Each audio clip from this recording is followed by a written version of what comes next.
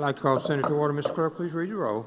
Senator Barnett, Senator Barrett, Senator Berry, Senator Blackman, Senator Blackwell, Senator Blunt, Senator Boyd, Senator Brumfield, Senator Bryan, Senator Butler, Senator Carter, Senator Chadzenall, Senator Chisholm, Senator DeBar, Senator Delano, Senator Dupree, Senator England, Senator Fillingham, Senator Frazier, Senator Gillespie Isom, Senator Harkins, Senator Hartness, Senator Hickman, Senator Hill, Senator Hobson, Senator Jackson, Senator Johnson, Senator Kirby,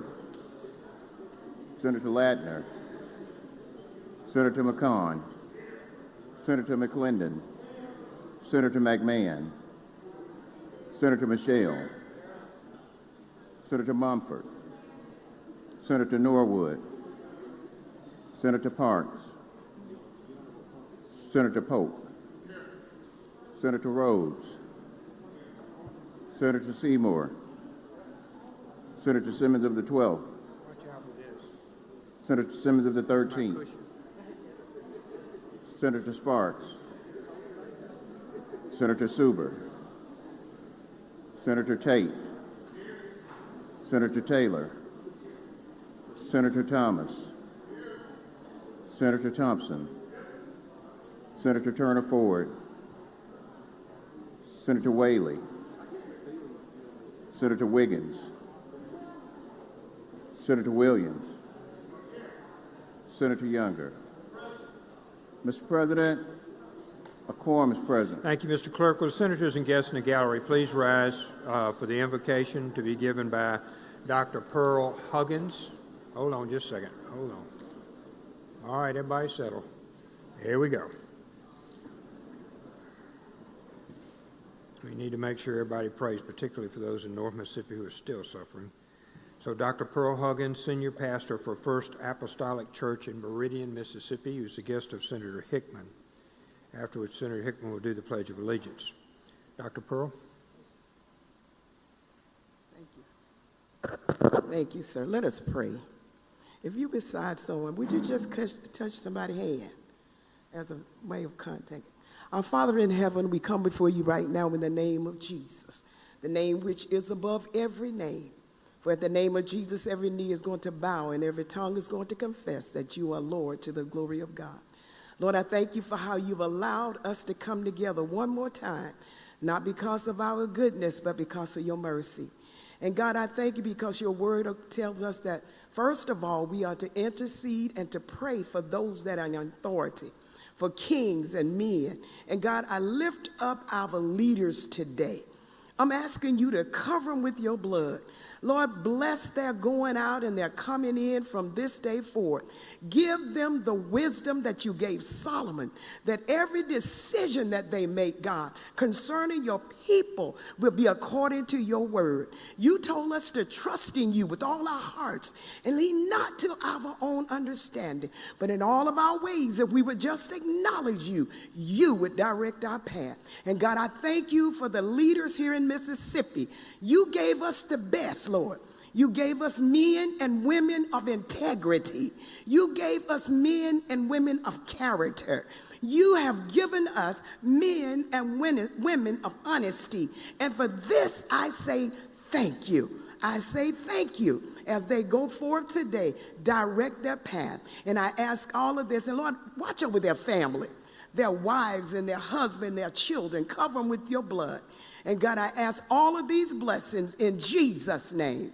Amen, amen. Amen. Amen. Please join me in the pledge. I pledge allegiance to the flag of the United States of America and to the republic for which it stands, one nation, under God, indivisible, with liberty and justice for all.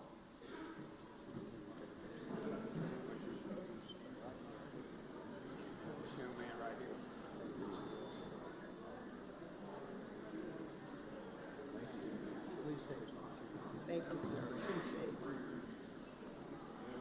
Thank you, Dr. Huggins. Thank you, Senator Hickman. Now the reading of the journal, Senator Blackwell. Thank you, Mr. President. I move we dispense with the reading of the journal. Senator moves to dispense with the reading of the journal. All in favor signify by saying aye. Aye. Opposed, no. The ayes have mentioned petition. Mr. Clerk. Mr. President, there are none. Thank you, Mr. Clerk. Committee reports, Senator Blackwell. Thank you, Mr. President. I move we dispense with the reading of the committee reports. Senator moves to dispense with the reading of the committee reports. All in favor signify by saying aye. Aye. All opposed, no. The ayes have it. Next, the reading of the titles of the bills and resolutions. I recognize Senator Blackwell. Thank you, Mr. President. I move we dispense with the reading of the titles of the bills and resolutions. Senator moves to dispense with the reading of the titles of bills and resolutions. All in favor signify by saying aye. Aye. Opposed, no. The ayes have it. Introductions, please. Senator Hickman, you're recognized. Thank you, Mr. President. Along with Dr. Pearl Huggins, who gave that powerful prayer this afternoon, we have joining her family over at the non-smokers table. Would you please help us welcome her husband, Bishop Dennis Huggins, her two daughters, the Huggins daughters, and then we also have a son-in-law here, I think. So please make them feel welcome. Welcome them to our Senate chamber. Judah and Joanna, y'all names escaped me for a second. There we go. Thank you, Senator. Welcome. Dr. Huggins, welcome you, your husband, and family. Senator Johnson, you're recognized. Thank you, Mr. President. On the floor on the north side of the chamber, we have the doctor of the day, Dr. Calderon. He is an internal medicine and pediatric physician in Hattiesburg, and with him we have William Carey medical student Sam Buckley. Please help make them feel welcome. Senator Blunt, you're recognized, Senator Blunt. For an introduction, please, Mr. President. Please proceed. Thank you, Mr. President. It's my honor today to welcome in the South Gallery, I see we have a group of first-year medical students from the University of Mississippi Medical Center. If they would please stand, we're happy to have you. We appreciate all you're going to do for our state. Let's make them welcome.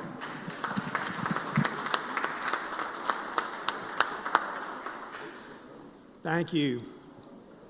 I know y'all have a lot of hard work, so thank you for taking time to join us today. We look forward to seeing you all. Okay, other introductions. We have with us some of our hospital young women. There's no men involved in this. Young women that run Mississippi hospitals, and I don't know all their names yet. I'd like for all of them to stand, and y'all welcome.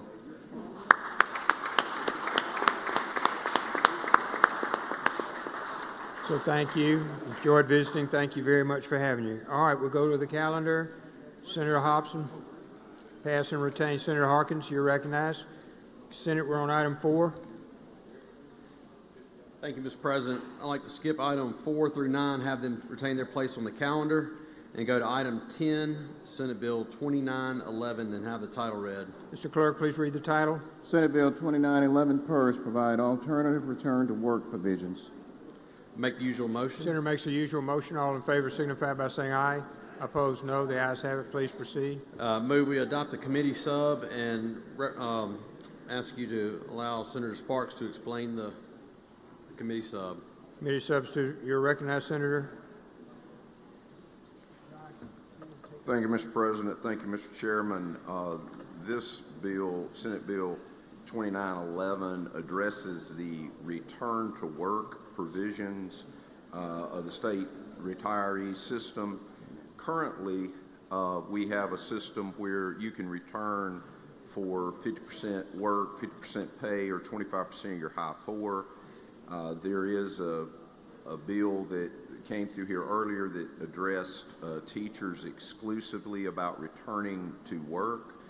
The thing that we have is we have a lot of young retirees. We have a 25-year retirement system under Tier 3 that was effective for many years, and we have had people that retire in their 40s, and they are still working. They just cannot work for the state except under those limited exceptions.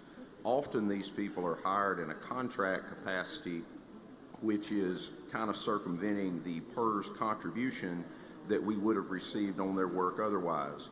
Additionally, these individuals are very knowledgeable in their field, and so there's a 90-day set-out period. We would shorten that to 30. I'm working on the strike-through, so that'd be about line 36 and 39.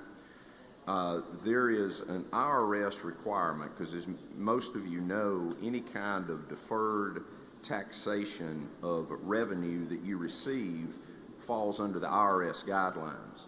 The IRS says there has to be a bona fide break in service, yet they do not define that. We do feel like 30 days is a bona fide break in service. 90 seems to be a little lengthy, and really, since the IRS doesn't define it, doesn't accomplish a lot.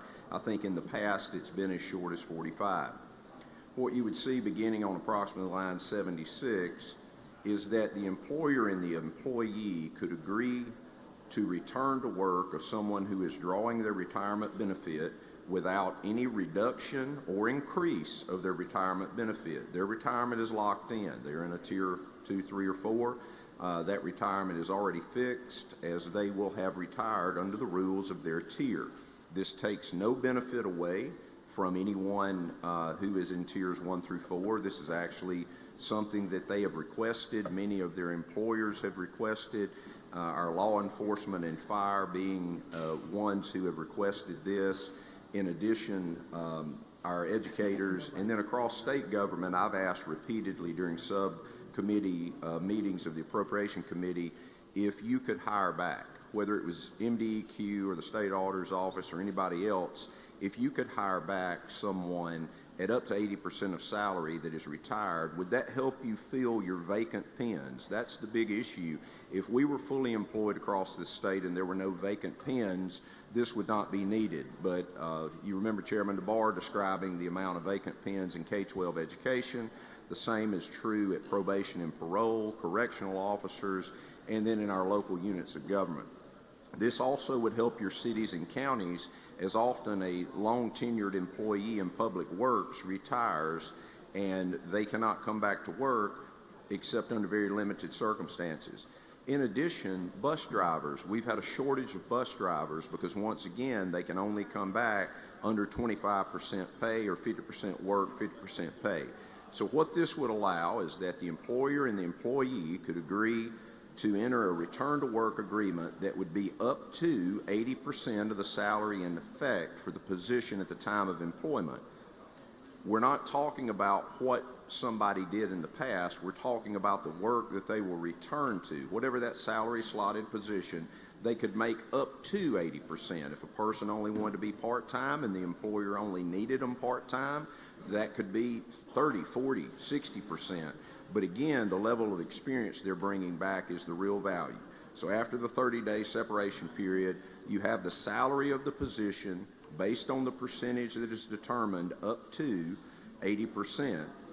There is a signed agreement of this. Of course, PERS would need to be made aware that this is happening, because what would happen to make sure that PERS is covered in contribution, the employer would pay both the employer side as well as the employee side. And that way we are collecting the contribution going to PERS, we're getting the experienced employee, and the employee cannot pay into a system while he also or she also receives benefits from that system. They will not gain any additional rights or benefits toward retirement, and the employer is responsible for all of the contributions. So, if you are returning to work under this provision, there are exceptions that would not be allowed to be included.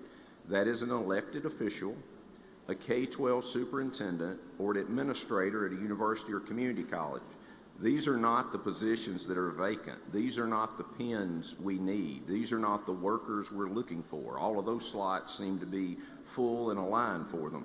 We're talking about the jobs where, again, in our first responder community, in K-12 education, across the correctional sphere, and other places where we are often paying more money for contract work with engineers and with experts at MDQ in places of that magnitude. So this would be a savings to the state, it would be a savings to the taxpayer, and it would allow people who retired at a young age who still have to have health insurance. The employer may participate in paying some or all of that health insurance. So that is the concept behind the Return to Work bill. Mr. Chairman, or Mr. President, rather, I would yield to any questions. I'm scrolling through just to make sure there's not anything else that I see underlined. Senator Dupree, for what purpose? Question, Mr. Are President. you for a question, Senator Sparks? I do. Senator Dupree, you're recognized. Senator, if I understand it now, the present retirement system, you can return after 90 days with a 50% participation and 50% of work. So if I understand you now, you can return after 30 days with 80% of pay. Is that 80% of work as well?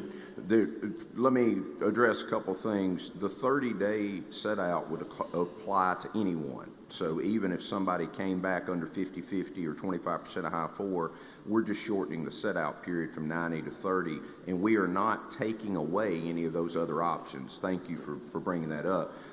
The agreement between the employer and the employee would be what the employer needs and what the employee is willing to do. So I would expect that if you were going to receive 80% of pay, that you would do at least 80% of work. Correct.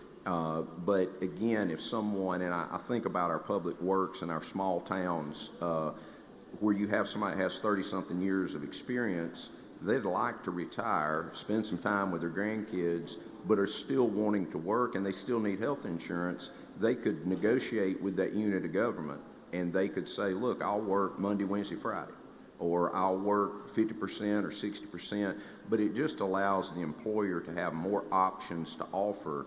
And in jobs like driving a school bus, 50% work, 50% pay, that bus has got to run every day.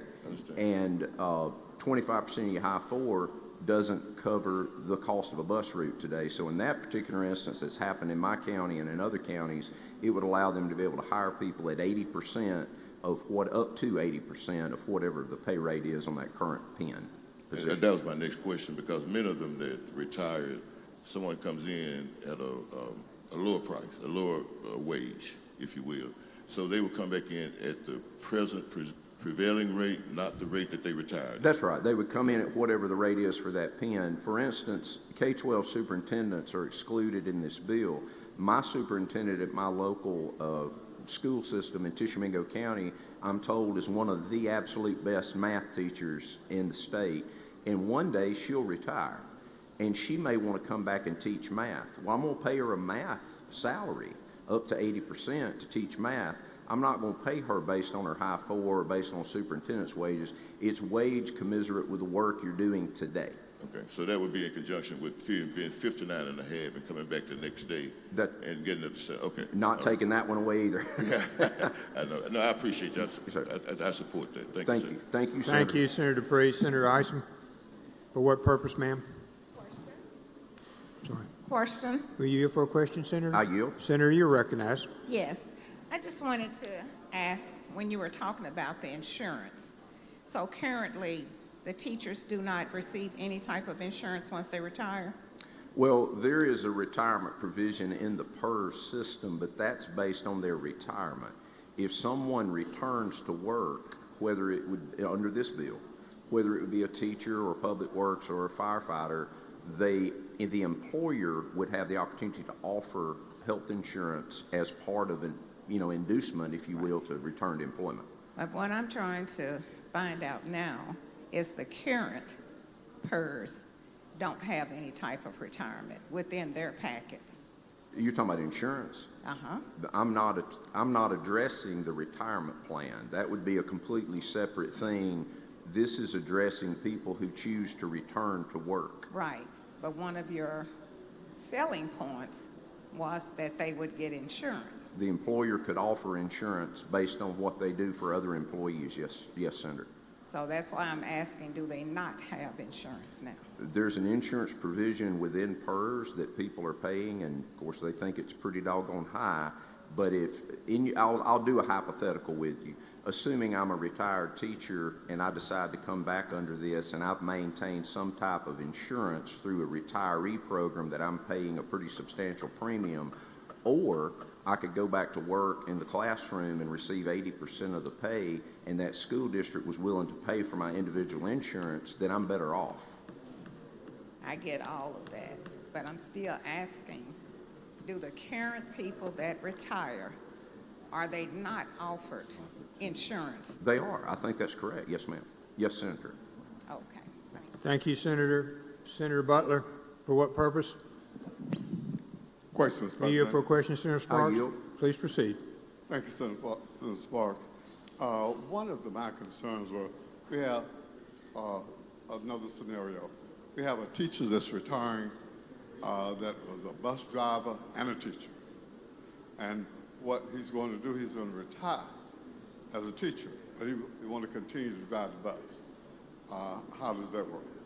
And that's a very good question, because you're exactly right. A lot of teachers are our bus drivers, but if they choose to retire, then they're retired from employment. Under this bill, that's a fine example.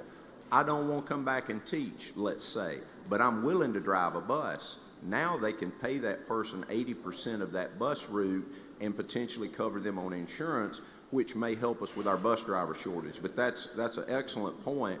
You don't have to come back in the full capacity that you were in when you decided to retire.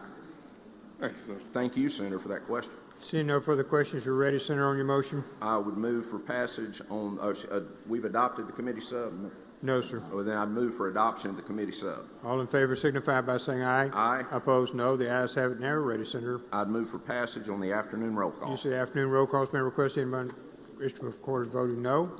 Present? Seeing none. Oh, I'm sorry, Senator Hobson. I'm sorry, Senator Bryan. I couldn't tell which was when. No, Bryan. Bryan is no. Anyone else? Anyone else? Seeing none. Who else? Who else did you see? Turner Ford? No, she did not vote against it, Mr. Clerk. So only one. Anyone else? Seeing none, the bill passes. Senator Harkins.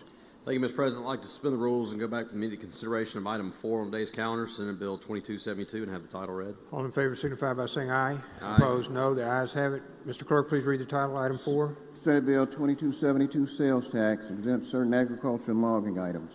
Make the usual motion. Senator makes the usual motion. All in favor signify by saying aye. Aye. Opposed, no. The ayes have it. Please proceed, Senator. Thank you, Mr. President. I'd like to recognize Senator Whaley to explain the bill. Senator Whaley, you're recognized. Thank you, Mr. President. Thank you, Mr. Chairman. Ladies and gentlemen of the Senate, Senate Bill 2272, fairly simple bill, simply takes the 1.5% sales tax that is charged to ag and forestry products. It removes that and goes to 0%, expands the definitions where we worked with DOR to present us a list of what was applicable and what it was not. And what we have added to that would be ag equipment, forestry equipment, fencing supplies such as post, wire, gates, and that is a simple explanation of the bill, and I'll yield for any questions. Thank you, Senator. Senator Hill, Question. will you yield for a question? I do. Senator Hill's recognized.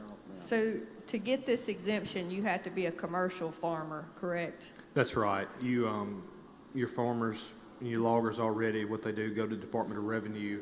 There's a Right, form that I they fill understand. out. They're given a Yeah. piece of paper. They present that to the point of sale where they're purchasing the equipment or the parts, whatever they're needing. The institutions that they're purchasing from, they know what qualifies and what does not. But if you're just raising your own cows or chickens for your own consumption in your families, you can't get the tax break, correct? Not on this, no ma'am. I think we might ought to consider that for everybody. Well, I wouldn't have a problem with that, and I wouldn't mind working on that in the future. Right now, I want to stick where we're at, and if you'd like to, we can work on that in the future. Think that'd be a good idea. I think it would be a good idea, but we've got to get our foot in the door somewhere to start with. Might be cheaper to do it for individuals than to do it for commercial, but I see where you're headed. Thank you. Thank you, Senator. Any other questions? Seeing none, Senator Whaley, we're ready for your motion, sir. Move for passage by use of morning Use of afternoon morning roll call. Use of the afternoon roll call has been requested. Anyone object? Court is voting no. Norwood, no. Anyone else? Anyone else? Seeing present, Simmons.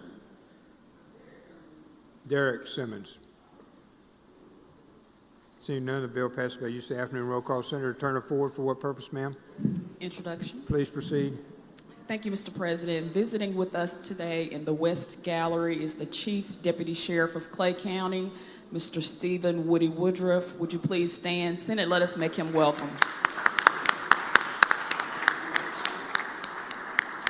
Welcome. Good to see you, Senator Harkins.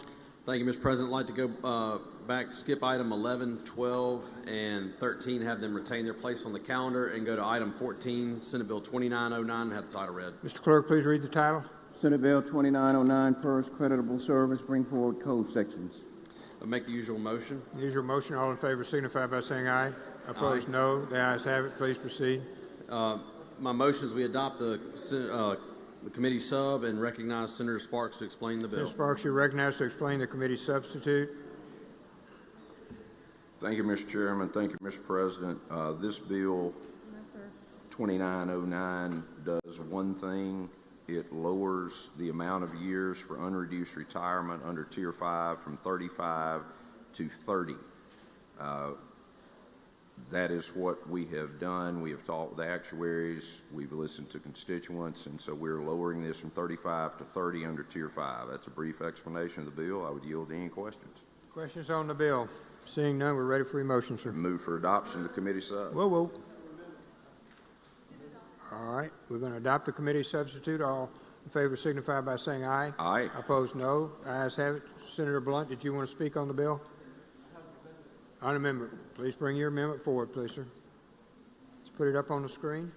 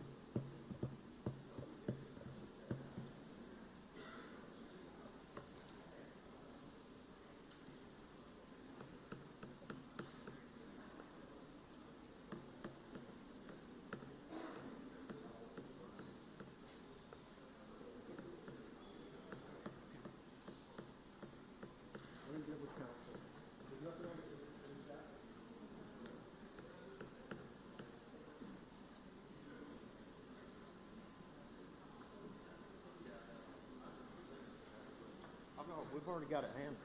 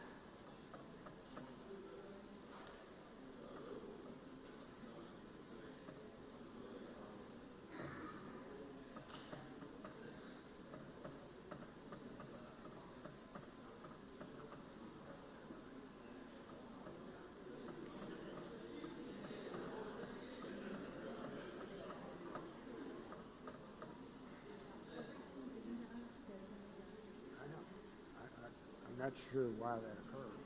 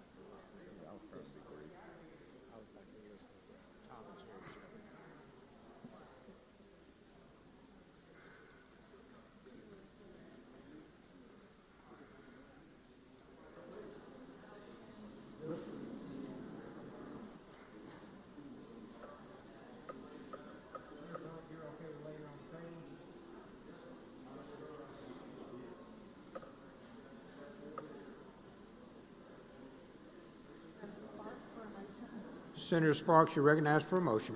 Thank you, Mr. President. The simplicity of this bill going from 35 to 30 is simple, but there is, as a professional courtesy, there's an amendment being offered and there's an issue coming up with that amendment, so I would ask to lay the bill on the table subject to call the chair. All in favor signify by saying aye. Aye. Opposed, no. The ayes have it. Thank you, Senator Sparks. Thank you for your courtesy. All right, Senator Harkins, pass and retain. Senator Kirby, pass and retain. Motions to reconsider. Motions to reconsider. Senator England.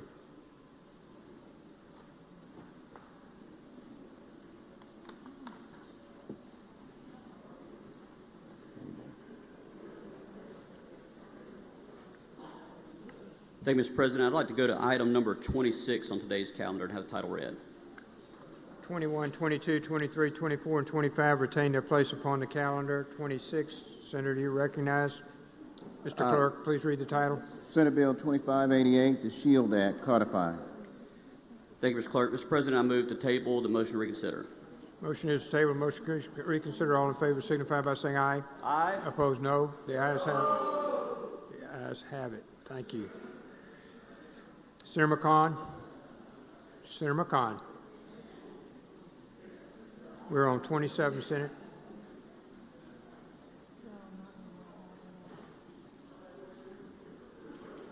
Mr. President, I would ask that we pass item number 27, ask for retain its place on the calendar, call up item number 28, Senate Bill 2260, and have the title read. Mr. Clerk, please read the title. Senate Bill 2260, Government Efficiency, create task force to provide recommendations on.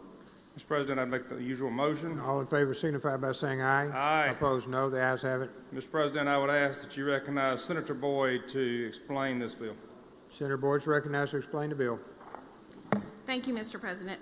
This is a bill that we passed last year, and what it does, it creates, this came out, let me start off and tell you where it came from. When we did the Women, Children's, and Family hearings a couple of years ago, and then even when we went back and did them this last year, there are a number of issues that don't really make sense. For instance, if you want a mental health facility licensed in the state, you have to go to the Department of Health as opposed to the Department of Mental Health. Then you also have to go to the Department of Mental Health for other aspects of this. So you're going to multiple state agencies. I just met with child care workers. They deal with 4 different state agencies in trying to operate their child care centers. So this bill came to us from actually Commissioner Sanders with CPS, because she noted, and then it was followed up by Dr. Edney and every other agency head behind that. And the phrase she used is that the state agency heads should get together and play a little go fish, she said, because they should merge all the aspects that have to do within their agency under one agency. This is kind of a complex issue, but we have agency heads right now that get along very well. They're very professional, and this would be a study commission and a task force where they would work together in trying to create more efficiencies, so that if you want a child care center license and you want to work with that, there'll be one entity that you go work with. If you want to go operate a mental health center, there's going to be one entity that you go work with as much as possible. Always there'll be some times where there's a little bit of overlap, but there's great inefficiencies that we have in the system. And so this is what this bill does. It creates a study committee among those agency heads, and then they would report back to us next year, and we would start working on legislation in the years prior to do that. So that's an explanation of the bill. I'm happy to answer questions.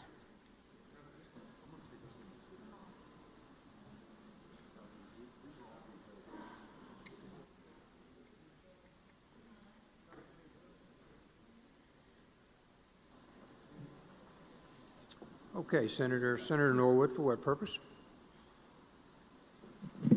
Question, Mr. President. You for a question, ma'am? Yes, sir. Senator Norwood's recognized. Thank you, Mr. President. Thank you, Senator Nicole Boyd. As far as the task force, now, I heard the agency head, would there also be involvement from the different, I guess, providers of the services out in the community personnel? This first look at it would not do that. I would anticipate that we would want this initial report from them, and then at that point, we could invite the stakeholders in. This would just be their simple recommendations to the legislature, and I think at that point, after we got their recommendations to us, then we at that point should be inviting stakeholders in as we look at legislation. So this is just preliminary, them making the recommendations to us. Something similar to like a one-stop shop or something like that? Yes, sir. Very similar to that. Thank you, Mr. President. Thank you, Senator Boyd. No other questions, Senator. We're ready for your motion. Mr. President, I ask that we adopt the committee All sub. in favor signify by saying aye. Opposed, no. The ayes have it. Next. Mr. President, I ask that we adopt by the use of the afternoon roll call. Use of the afternoon roll call been requested. Anyone wish to record voting no? Present. Seeing none, the bill passes by use of morning roll call. Senator McCon. Pass and retain item 29. Senator DeBar. Pass and retain 30 through 33. Senator Thompson. Pass and retain 34. Senator Johnson. Thank you, Mr. President. I want to pass and retain item 34 and go to item 35 and ask that the title be read. 35. Mr. Clerk, please read the title. Senate Bill 2383, Banks and Banking, revised various definitions, procedures, and provisions related to. Make the usual motions. Usual motion. All in favor signify by saying aye. Aye. Opposed, no. The ayes have it. Please proceed, Senator. Thank you, Mr. President. This bill just modernizes and updates some language for our state-chartered banks. The key points that it makes during the bill are Section 1, it modernizes the language of electronic terminals. Instead of just ATMs now, we have ITMs. It's important to clarify that those are not technically bank branches and don't require a human presence. Section 2 improves the dividend process. Currently, for a state charter bank to issue a dividend, it requires the approval of the Commissioner of Banking. This would maintain that, but allow for the Commissioner to give pre-approval to banks in good standing so that there's not a volume of back and forth to approve dividends. Section 3 updates the charter amendment process, and Section 4 allows for state charter banks to make investments in community and economic development entities to the same extent that national banks are allowed to do. And that's an explanation of the bill.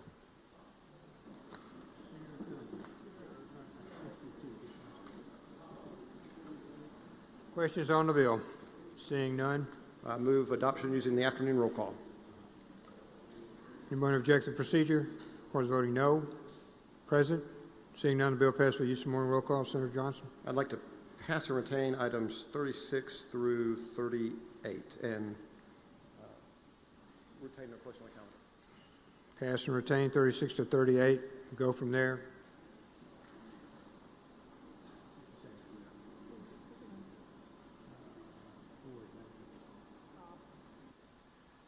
Okay. Senator Bryan. Pass and retain. Senator Boyd. 40, we were on 40, Senate.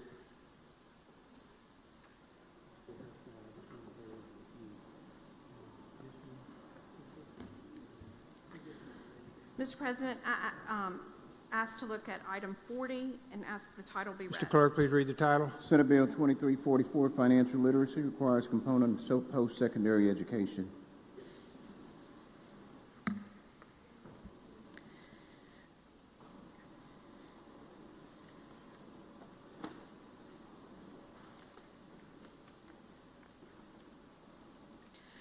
The bill that you have before you today is a bill that would require financial literacy be taught at our community college and IHL level. One of the things Well, that... before you do that, you need the usual motion, Senator. I'm sorry? I know you were shuffling. The usual motion. I'm sorry. Mr. President, may I make the usual motion? All in favor signify by saying aye. Opposed, no. The ayes have it. Now you're ready, Senator. Thank you. The bill you have before us is a financial literacy bill. When you go, and many of you, as you go visit industries within the state, you always ask them what you can do to help. And consistently, I always get an answer. they need help with childcare, but they also need help with, and they'll describe it in a number of different ways, and it consistently is financial literacy. Whether that they have difficulty with employees understanding pensions, understanding debt, sometimes they need advances, different things like that. It is a consistent issue across this state. When you look to the financial capacity of Mississippians, you also know that we have that Mississippi has one of the lowest credit ratings in the country, meaning we are not good at paying our bills on time.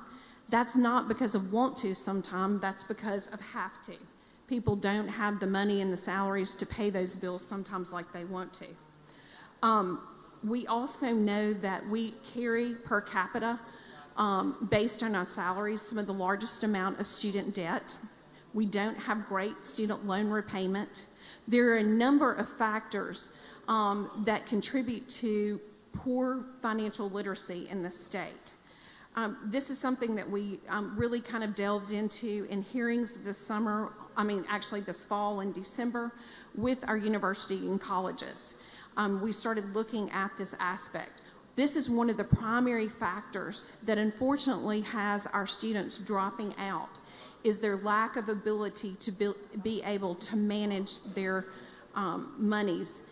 And so with this, we are asking each university and each college to require a 1-hour class on financial literacy.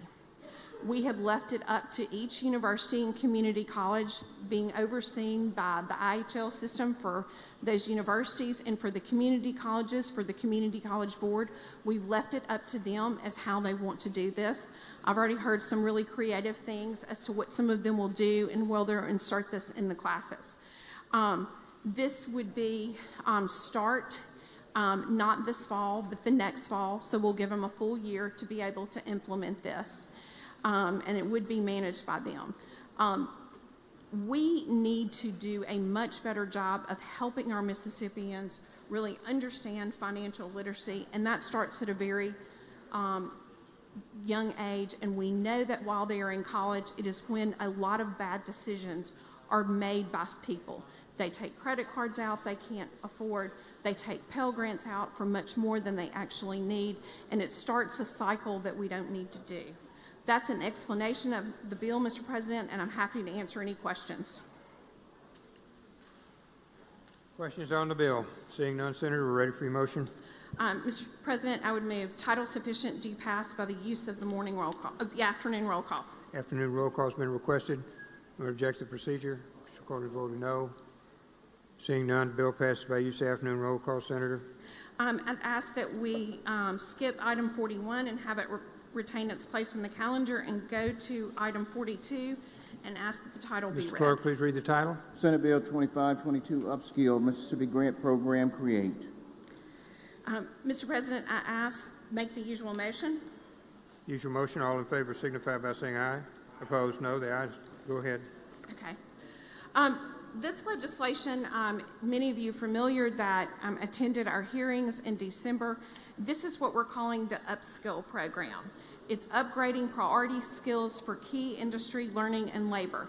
This is a program really designed for individuals that are already out in the workforce that need some help upskilling. It's for people 24 and older. This is program we've looked at a number of last dollar tuition programs, and that's what this is. And so we have looked at the programs in Tennessee and Michigan and a number of places where they've done these programs. They have been highly effective of getting those individuals that are already out in the workforce upskilled. We know that this would be just a last dollar program. This would be a pilot program that we would run.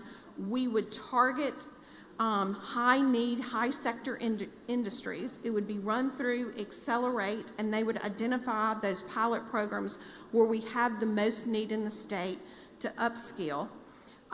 The administering agency would be the Mississippi Office of Student Financial Aid. Grants would cover tuition and fees for the time required to earn a certificate or associate degree only at community colleges. And those but it would be truly a last dollar after you've applied for all other financial aid that you can apply for. It requires a Mississippi residency for at least 2 years before applying. It requires you to be a U.S. citizen or lawful permanent resident. You have to have a high school diploma, a GED or equivalent. You have to be enrolled at least half-time in an eligible program at the community college. And it does require that you complete all FAFSA and all other documentation for this. You have to go through all state aid applications, and you have to make academic progress satisfactory that will be determined through the rules and regulations. Again, adult learners, and that would be this. Some of you had asked in the committee hearing what the general costs are on this legislation. Latest estimates from some of those other states are around about $713 is what they've estimated on some of those. For some people, the award might be as low as $134. For some, it could be a little bit more. It would be, again, because it's those last dollars that you're getting from this program. So this would be a program that we would be very closely monitoring to look at the effectiveness of that. That's one of the reasons that we have Accelerate so involved here and the Mississippi Office of Student Financial Aid. So that's an explanation of the bill, and I'm happy to answer questions. Questions on the bill? Seeing none, we're ready for your motion. Mr. President, I have an amendment at the appropriate time as well. One moment, please. Someone has punched their button. Senator Dupree, for what purpose? A question, Mr. President. Are you here for a question, ma'am? Yes. Please proceed, Senator. So the funding is coming from where? The funding would be coming from the state for this program, and it would be managed by the Office of Student Aid that we have here in the state.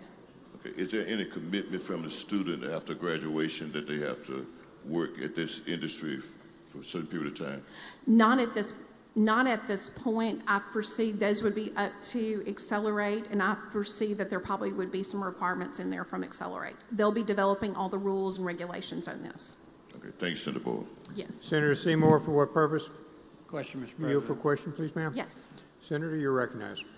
Do we have thank you, Mr. President. Do we have a physical note or how much this would cost the state? Yes, thank you. As I noted earlier, cost on these types of programs can vary because it's last dollar.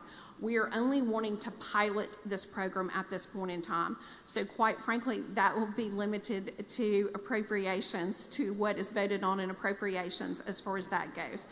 So, but typical, like the cost from across kind of the country, and some of those like community colleges and programs have a lot higher tuition than we do at most of our programs here in Mississippi. But average costs are looking at $113 per student. I mean, $713 per student. Thank you. Thank you, Yes. Mr. Chairman. Senator Hill, Question. are you here for a question, please, ma'am? Yes. Senator Hill's recognized. Senator Seymour had one of my questions about how much it would cost. I'm looking at the line that says, is a United States citizen or a lawful permanent resident. Would lawful permanent resident, would that mean DACA, green card holder? What would that mean? My understanding is that somebody that's on a permanent residency, so like a green card or a DACA, I have been told, and I am not an immigration lawyer, so, and we're going to put a reverse repealer in here in just a second, I hope, but that is my understanding of that those two things would not apply. Okay, so green card holders and DACA recipients could get the money. No, that's what I'm understanding, that would not apply to them.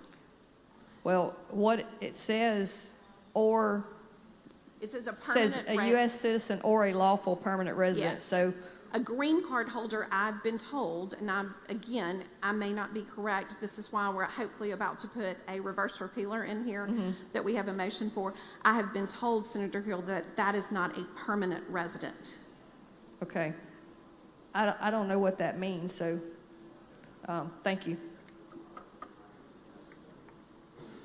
Thank you, Senator Hill. Senator McClendon, Question, are please. you for a question, Senator? Yes. Senator McClendon is recognized. Thank you, Mr. President. Thank you, Senator Boyd. Senator Boyd, do you foresee fire personnel being able to use this to upgrade as EMTs?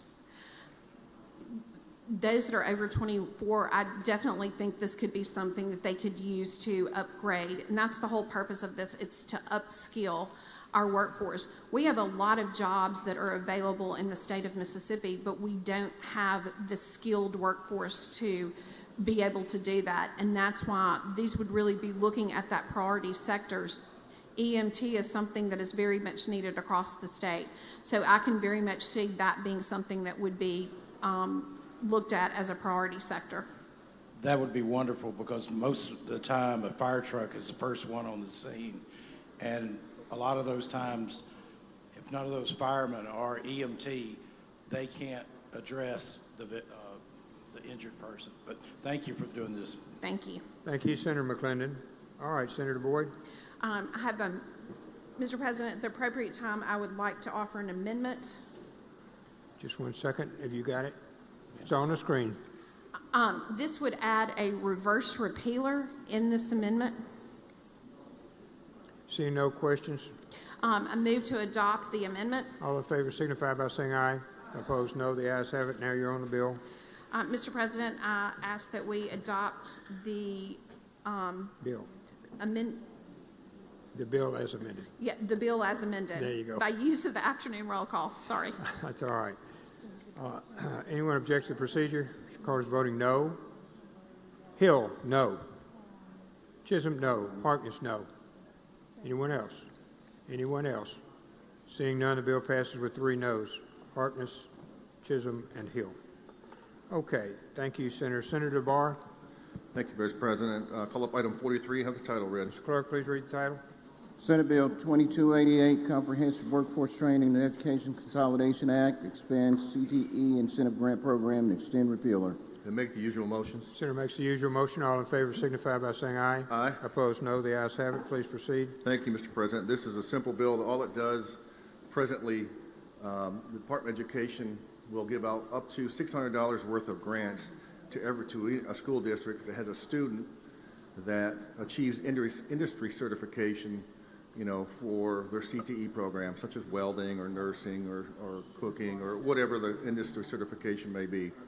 And so the first thing we're doing is extending the repealer on that to 2029. The second thing we're doing is allowing that grant money to be used for the purchase of equipment for the CTE program. So this just, right now, the law doesn't allow them to buy equipment or upgrade their equipment.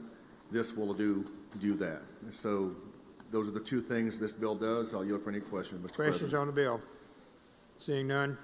Motion is to pass it by use of the morning roll Use of call. the afternoon roll call is requested. Anyone object? Mr. Carter's voting no. Chisholm, Harkness. Anyone else? Anyone else? Chisholm and Harkness voting no. Bill passes by use of afternoon roll call. Senator Barr, pass and retain 44. Senator Barnett, pass and retain. Senator Fillingane, pass and retain. Senator Blackwell. Senator Blackwell, you're recognized. We're on 47, Senate.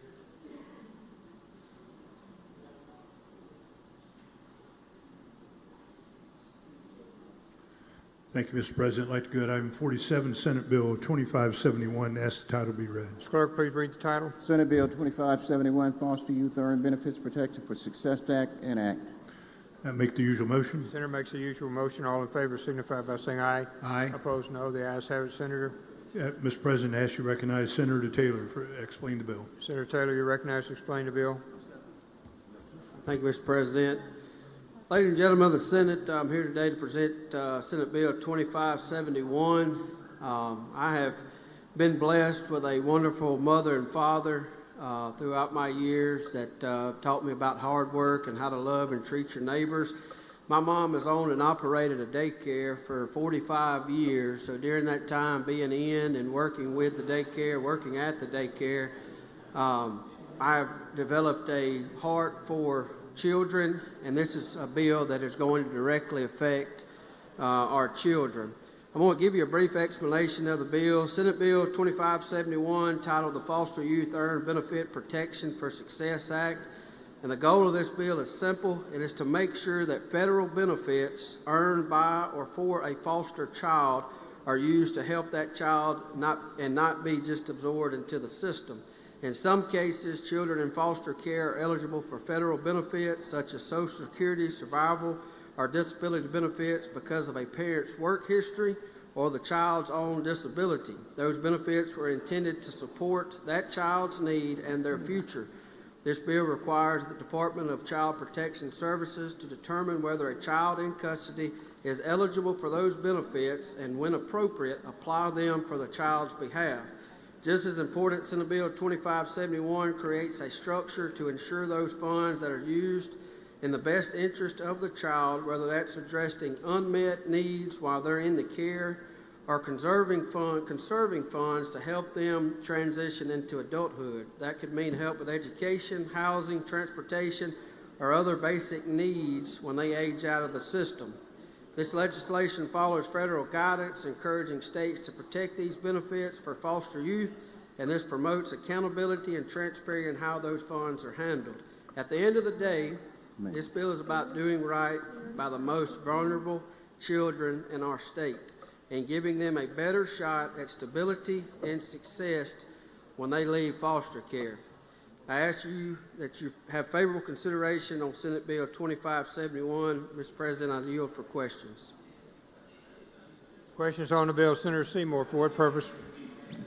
Question, Mr. President. Yield. Yes, sir. Will this put a requirement on the item, or will this be another representative for the children?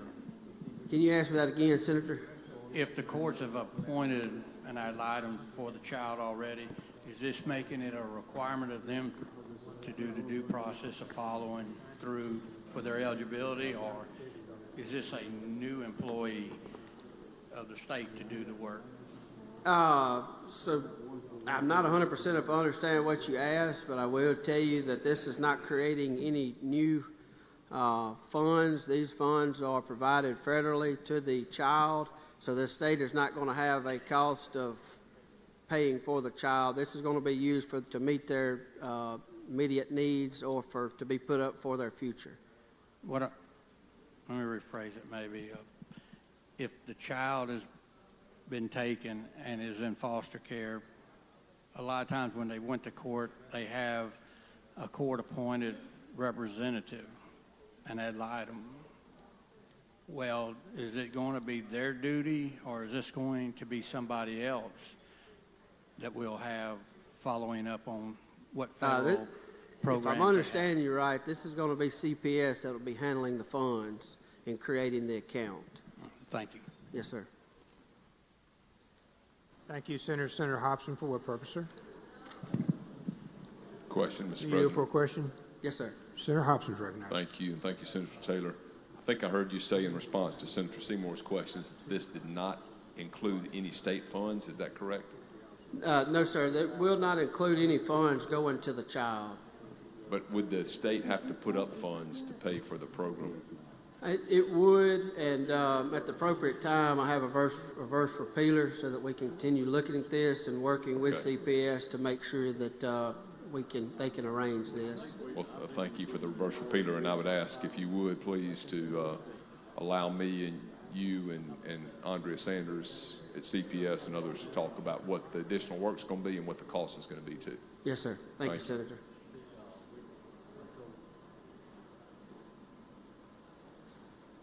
Senator Turner Ford, for what purpose, ma'am? Question. Were you for a question, Senator? Yes, sir. Senator Turner Ford's recognized. Thank you, Mr. President. Thank you, Senator. Do I understand that if a child is in foster care, if they are not receiving benefits prior to going into foster care, and it is determined that they qualify, then those benefits must be placed in a restricted account? Is that the... Yes, ma'am. This is going to be put into a fund that the CPS can use to handle their immediate needs, but also look toward their future. So to be unable to conserve that money for maybe when they age out of the system. And so it appears that there is an accounting that's going to be required. Yes, ma'am.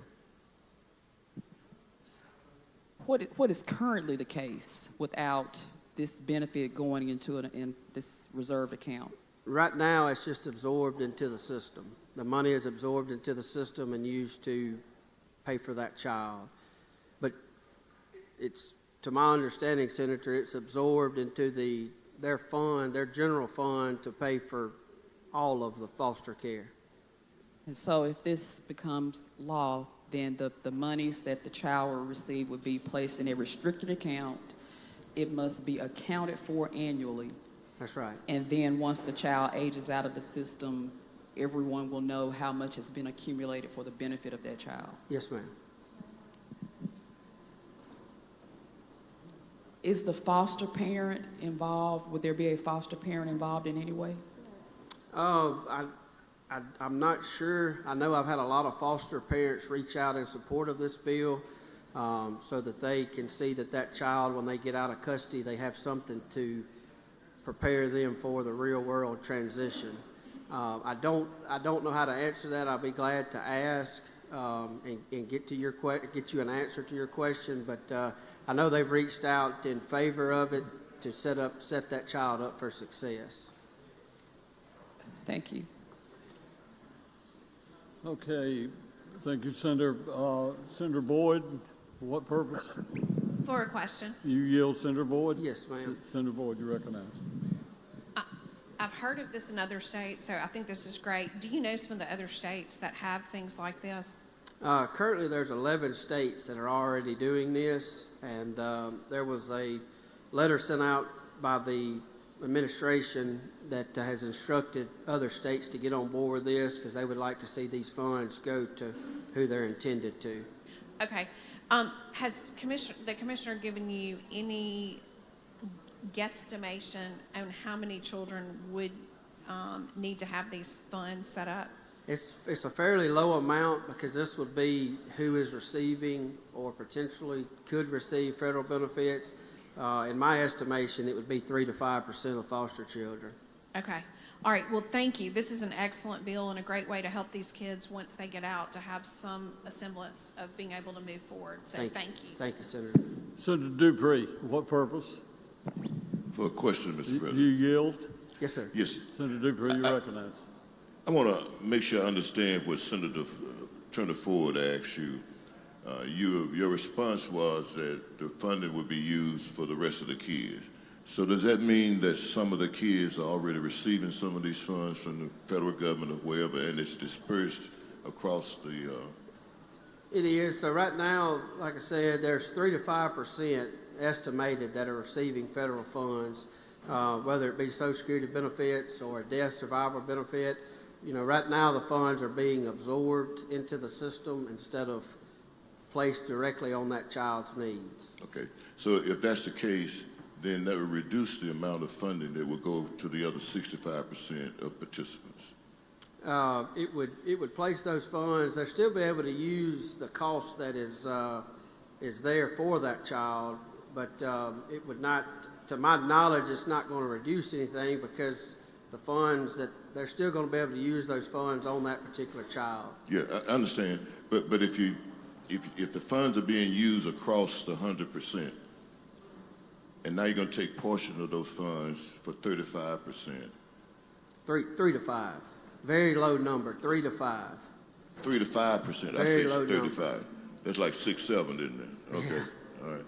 Okay, so that's a different scenario than of what I heard. I heard 35%. Yes, sir. Okay. Okay. Thank you very much. Yes, sir. Thank you. Senator Derek Simmons, what purpose? Question, Mr. President. You yield, Senator? Yes, sir. Senator Simmons, you recognize. Thank you, Mr. President. Thank you, Senator, for yielding.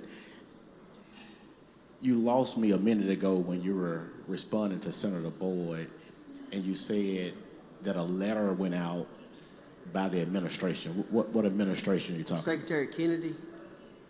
I think that's HHS, Health is, I think I'm right. I'm still learning all the abbreviations. Okay. So from the federal government Yes. sent the letter out encouraging states to do what is already occurring in 11 other states? Yes. Okay. Thank you. Thank you, Mr. President. Thank you, Senator, for yielding. Thank you.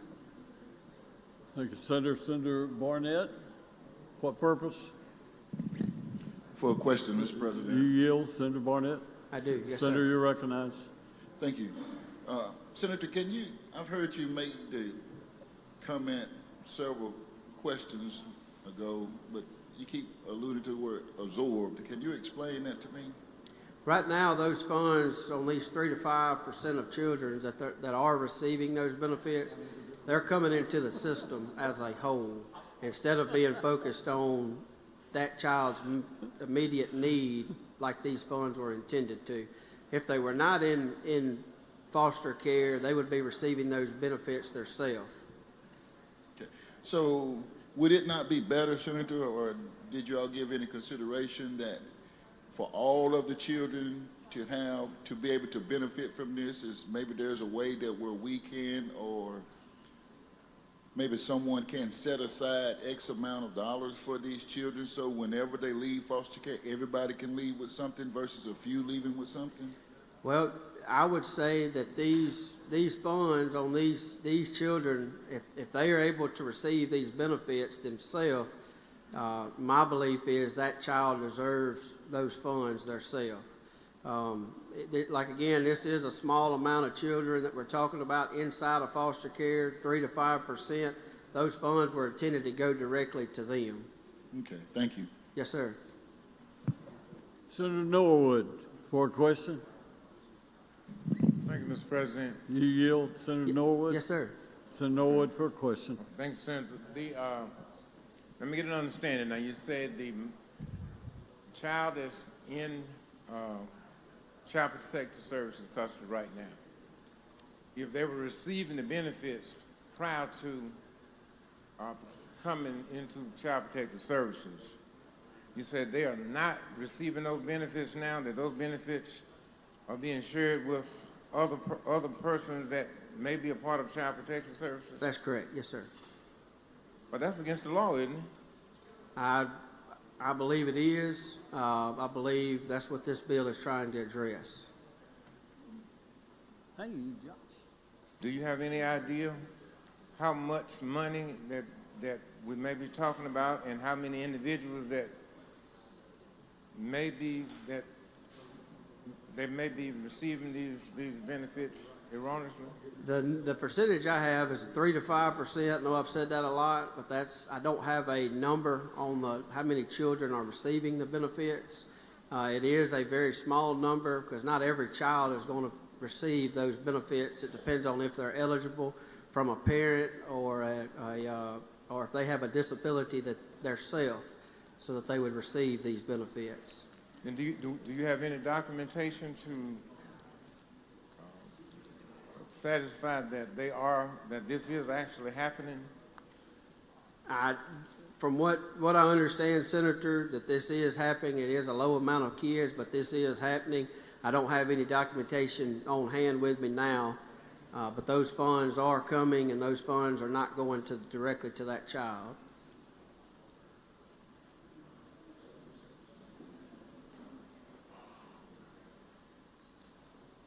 Thank you, Senator. Thank you, Mr. President. Thank you, Senator. I see no further questions, Senator.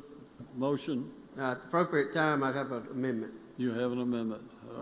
Okay. All right. Have you got the amendment on the screen? We got it. Okay. You're recognized to address the amendment. What this amendment does is adds a reverse repealer so that Senator Hobson and I and other stakeholders can get together to see what this bill will cost, and that we can address that and keep this bill alive. Okay, any questions on the amendment? No questions. The motion is that we adopt the amendment. All in favor say aye. All opposed, no. The ayes have it. Amendment's adopted. Now, Senator.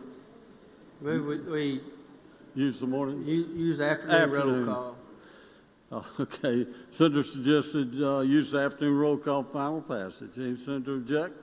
Any senator wish to be recorded as voting no? Seeing none, please record all present by the use of the afternoon roll call as voting aye. Thank you, Senator. Thank you. Senator Harkins. What? To the vote? Well, he's present on the vote. Okay. All right. Present. Brumfield. Usually we don't do that after the vote, and I'm sorry, it's my fault for not noticing the button. Okay, Senator Harkins. Thank you, Mr. President. I'd like to suspend the rules to go to the table subject to call calendar. Suspend the rules to go to the subject to call. Anyone object? All in favor say aye. Aye. Aye. All against no. The ayes have it. Senator Harkins. My motion is we move to pull the bill off the table. 2909. 2909, item number 14. 14. Motion Take is it from the table. Remove from the table, item 14, 2909. You wish to explain or just?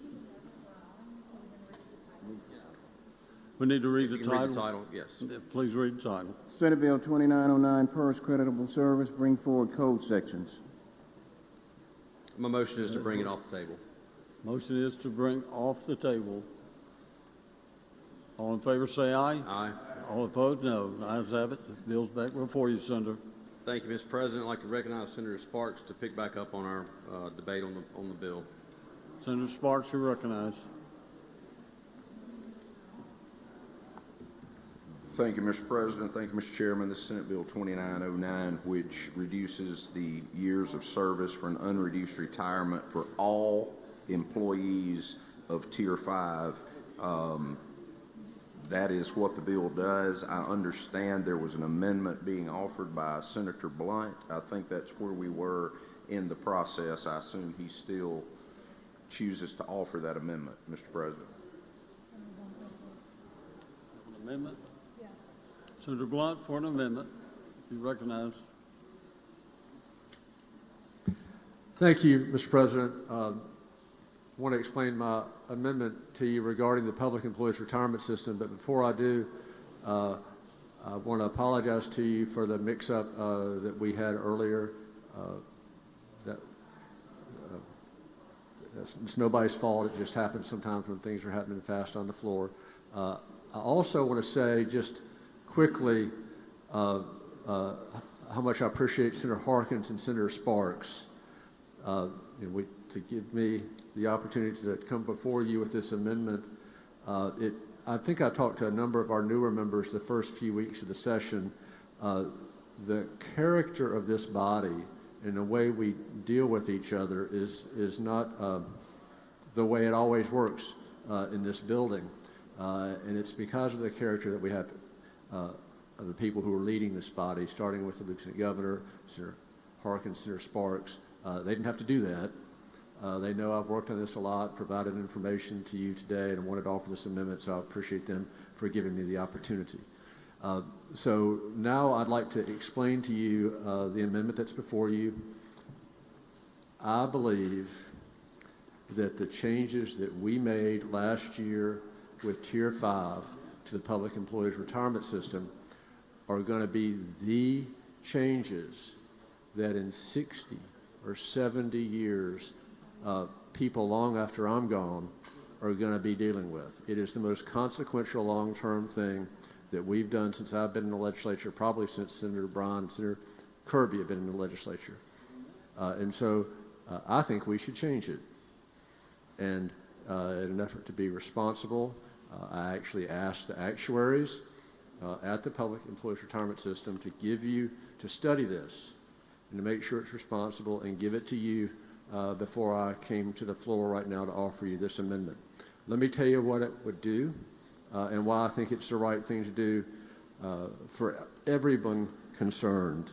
I was struggling last year when we were debating Tier 5, and I just thought, a lot of what's driving the unfunded liability of the current system is the 3% COLA. We haven't had 3% annual inflation in a long time. It sure would be simple if I could just say to new hires, everything is exactly the same, except if you are hired after March the 1st, 2026, your COLA is going to be 1% and not 3%. What would that look like, I wondered. And so I asked the actuaries at PERS to do that, and they presented it to the board. The board had previously endorsed the hybrid Tier 5 plan, which ultimately was adopted, and they considered this option. The vote by the PERS Board of Trustees was The vote by the PERS Board of Trustees was 5-3 against bringing this forward, but I believe that the PERS Board of Trustees doesn't have the same responsibility that we have regarding future hires, and so I'd like to explain that to you. Again, what is before you is a Tier 5 that would take effect the same time as the current Tier 5, but it is exactly like the Tier 4 that is currently in place, except the COLA is 1%, not 3%. So if you look at the last page in the handout that you were provided with this morning, you'll see everything is the same. Some of these changes are, I think, have been acknowledged, like the original bill that's been for you, deals with service time. But that's something that I can explain. That's something you can explain to any of your constituents, any of your retirees, any of your employees and future employees. It's the same. The COLA is reduced.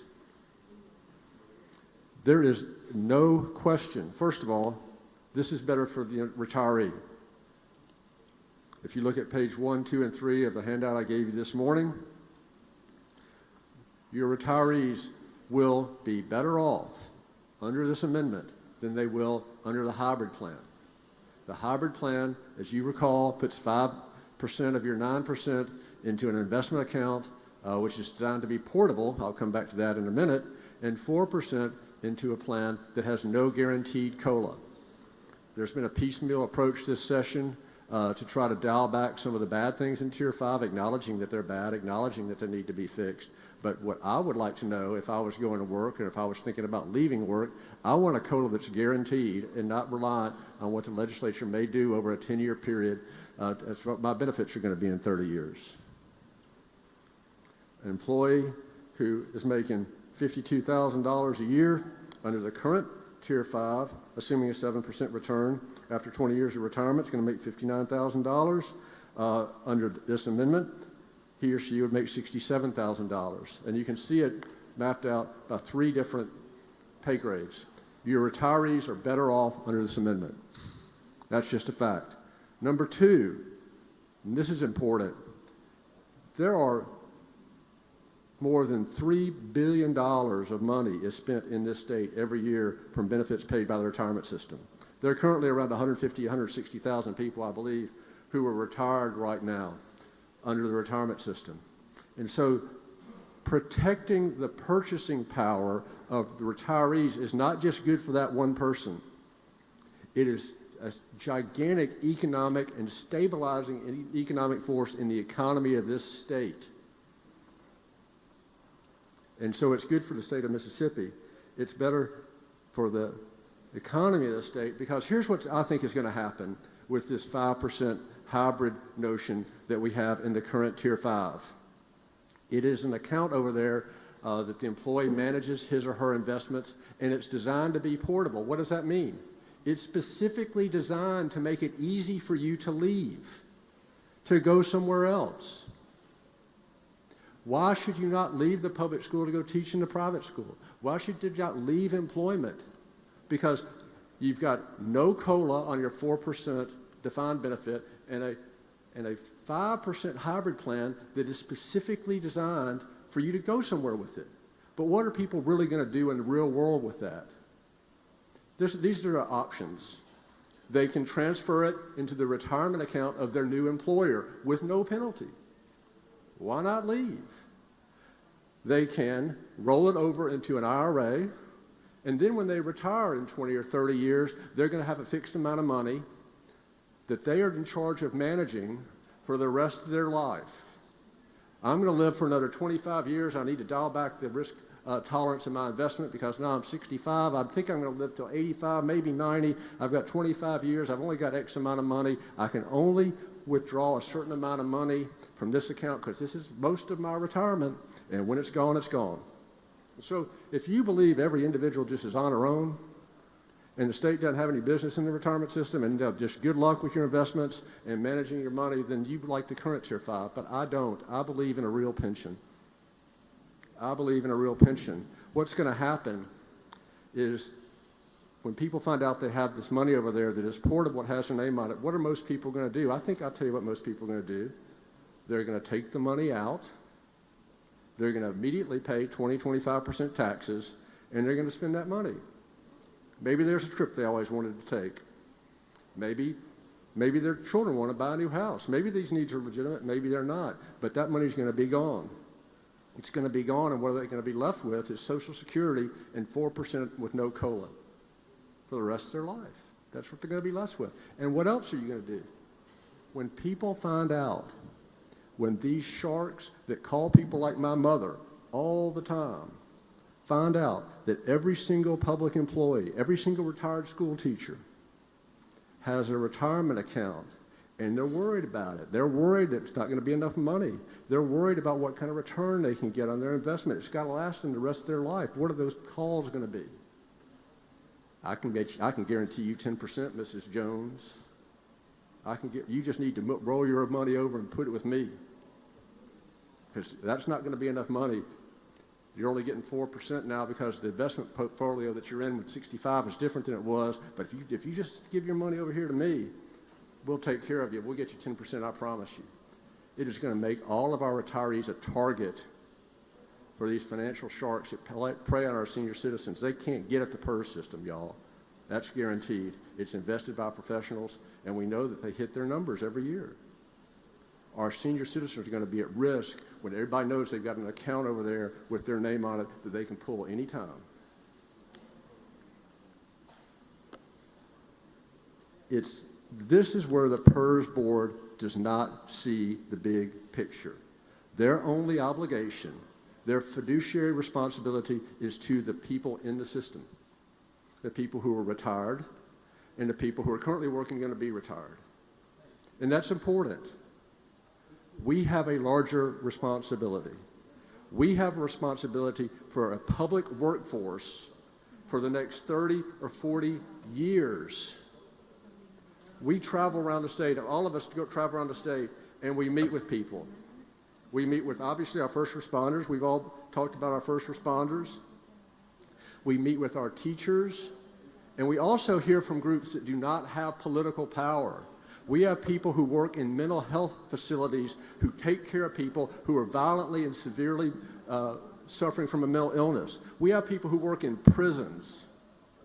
We have people who work for community colleges who could be making more money. They're teaching CTE and workforce training. They can make a lot more money doing that, running their own business. None of these people get paid enough money. Ask any of them. Ask your police chief. Ask your superintendent. Ask the commissioner of corrections. Ask your community college president. Ask any of them, what can we do to help you? They'll say it's hard for us to get people. We can't offer people enough money. How do you get people to work for you then? We can give them insurance, and we can give them a real retirement. We can give them a real retirement. The only way all those vital public jobs are able to hire people and to keep people is they have a real pension at the end of the day that they can count on for the rest of their life and their spouse's life. That's what keeps them. And if you talk to these folks and they're working 10, 12 years and they have a portable system, they're going to be portable with it. They're going to leave.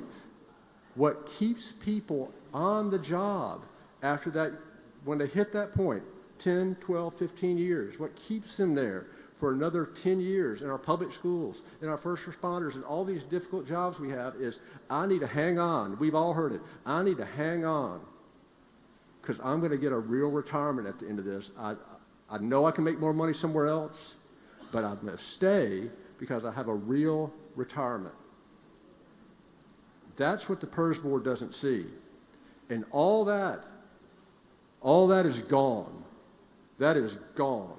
There is no reason for a teacher to not leave and go teach at another school, or someone to leave public service or law enforcement or any of these other jobs and take it somewhere else, because all they can do, if they do everything right and if they manage their money, they just roll it over to an IRA or their new employer's retirement account, and it's fine.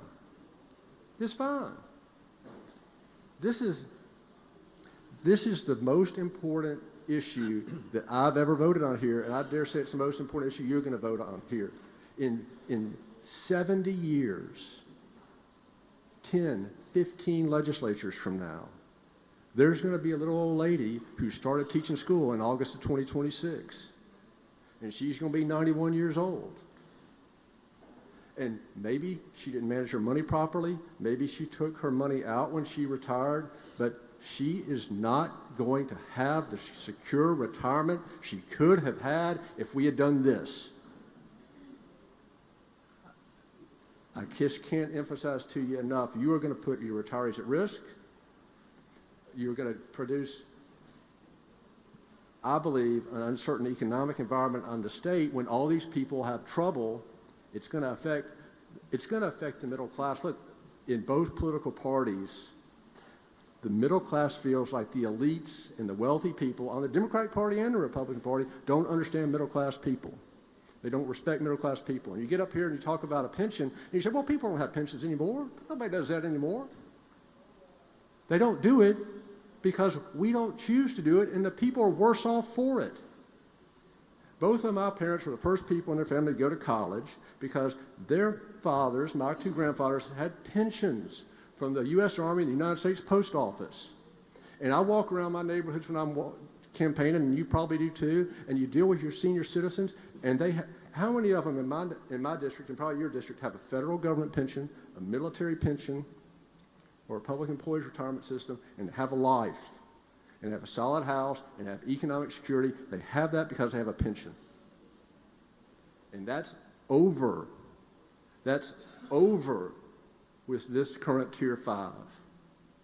Because the only guarantee is a 4% defined benefit, which is less with a smaller multiplier and no guaranteed COLA. That's what is in the numbers that you see provided to you by the PERS actuaries. It's worse when you retire, and it gets worse the older you get. And inflation is going to eat it up. The amendment before you, you can explain it when you're in line at the grocery store. It's the same as it's been with the reduced COLA. Look, the easy thing for me to do is come up here and just want to repeal Tier 5 and go back to the way it used to be. I'm not doing that. We need to be responsible. We have an unfunded liability that's got to be dealt with. There were benefits that were promised. You've heard Senator Sparks talk about it, and he knows it better than I do. There were benefits that were promised at one point that need to be acknowledged. This is a responsible proposal for the long-term stability of the system.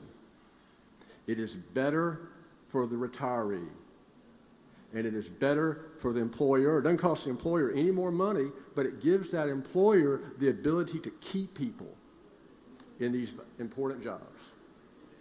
That's what the amendment does. I very much appreciate Senator Harkins and Senator Sparks giving me this opportunity, but I asked for it because, again, I think it is the most important long-term issue that we will deal with, and I put it forward to you for your consideration. I'm happy to answer any questions on the amendment. We have a couple of questions. Senator Dupree, do you have a question?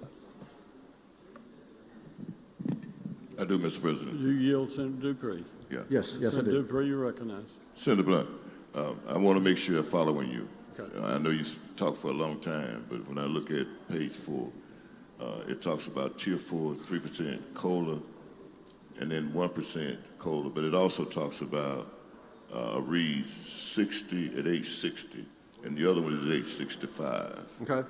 So it's two different ages for... Yes, sir. Yes, sir. If you're looking at this, are you looking at this chart here? No. Yes, sir. And I will say, I think, and Senator Sparks will speak to this, I'm sure, that the middle column that is titled Potential State-Sponsored Hybrid Plan,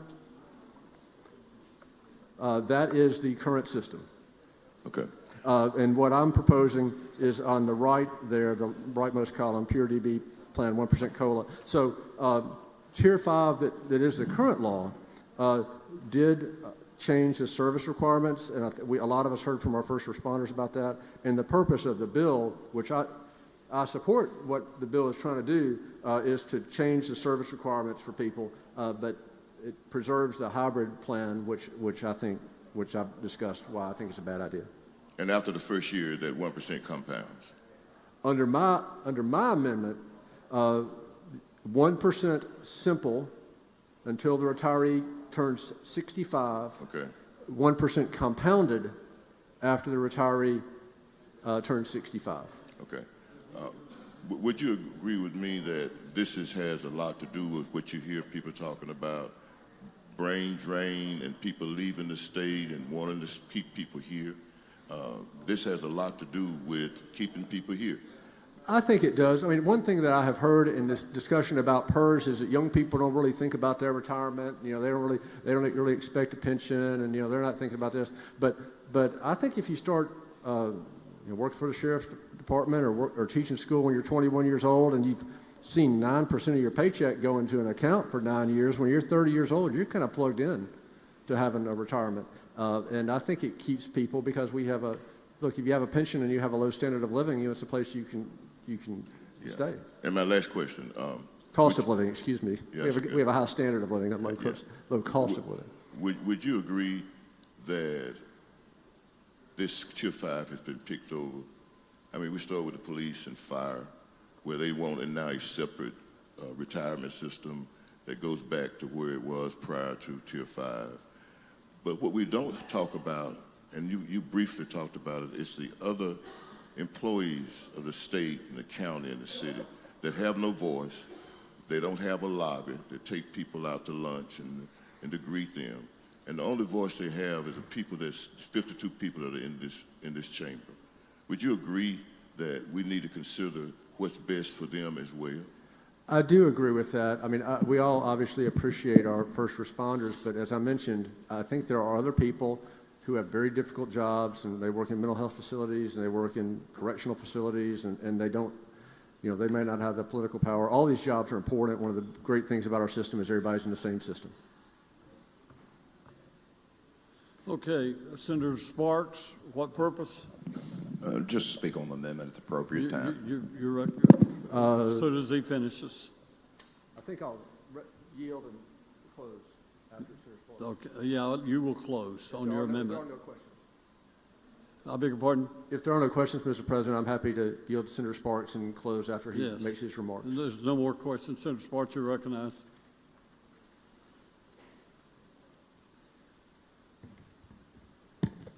Thank you, Mr. Chairman. Thank you, Mr. President. So much of the information that you're given, unless you're new to the Senate this year, you've seen before. We have debated and discussed this. The PERS board presented a plan in 2024. They also presented a plan that was endorsed in 2025 that we ultimately passed. We made two changes to that plan. Y'all have heard me say this over and over again, but I think it's important. The only two changes we made is we reinstituted military service credit because I thought it was the right thing to do. And we put in a term of years. Under the proposed Tier 5 from the PERS board, you would have retired at 62 with a reduced retirement or at 65 unreduced. So those were both employee-friendly amendments that we made. And of course, the 35 years caught the attention because it was an increase. The bill that's before you, unamended, simply lowers that back down to 30.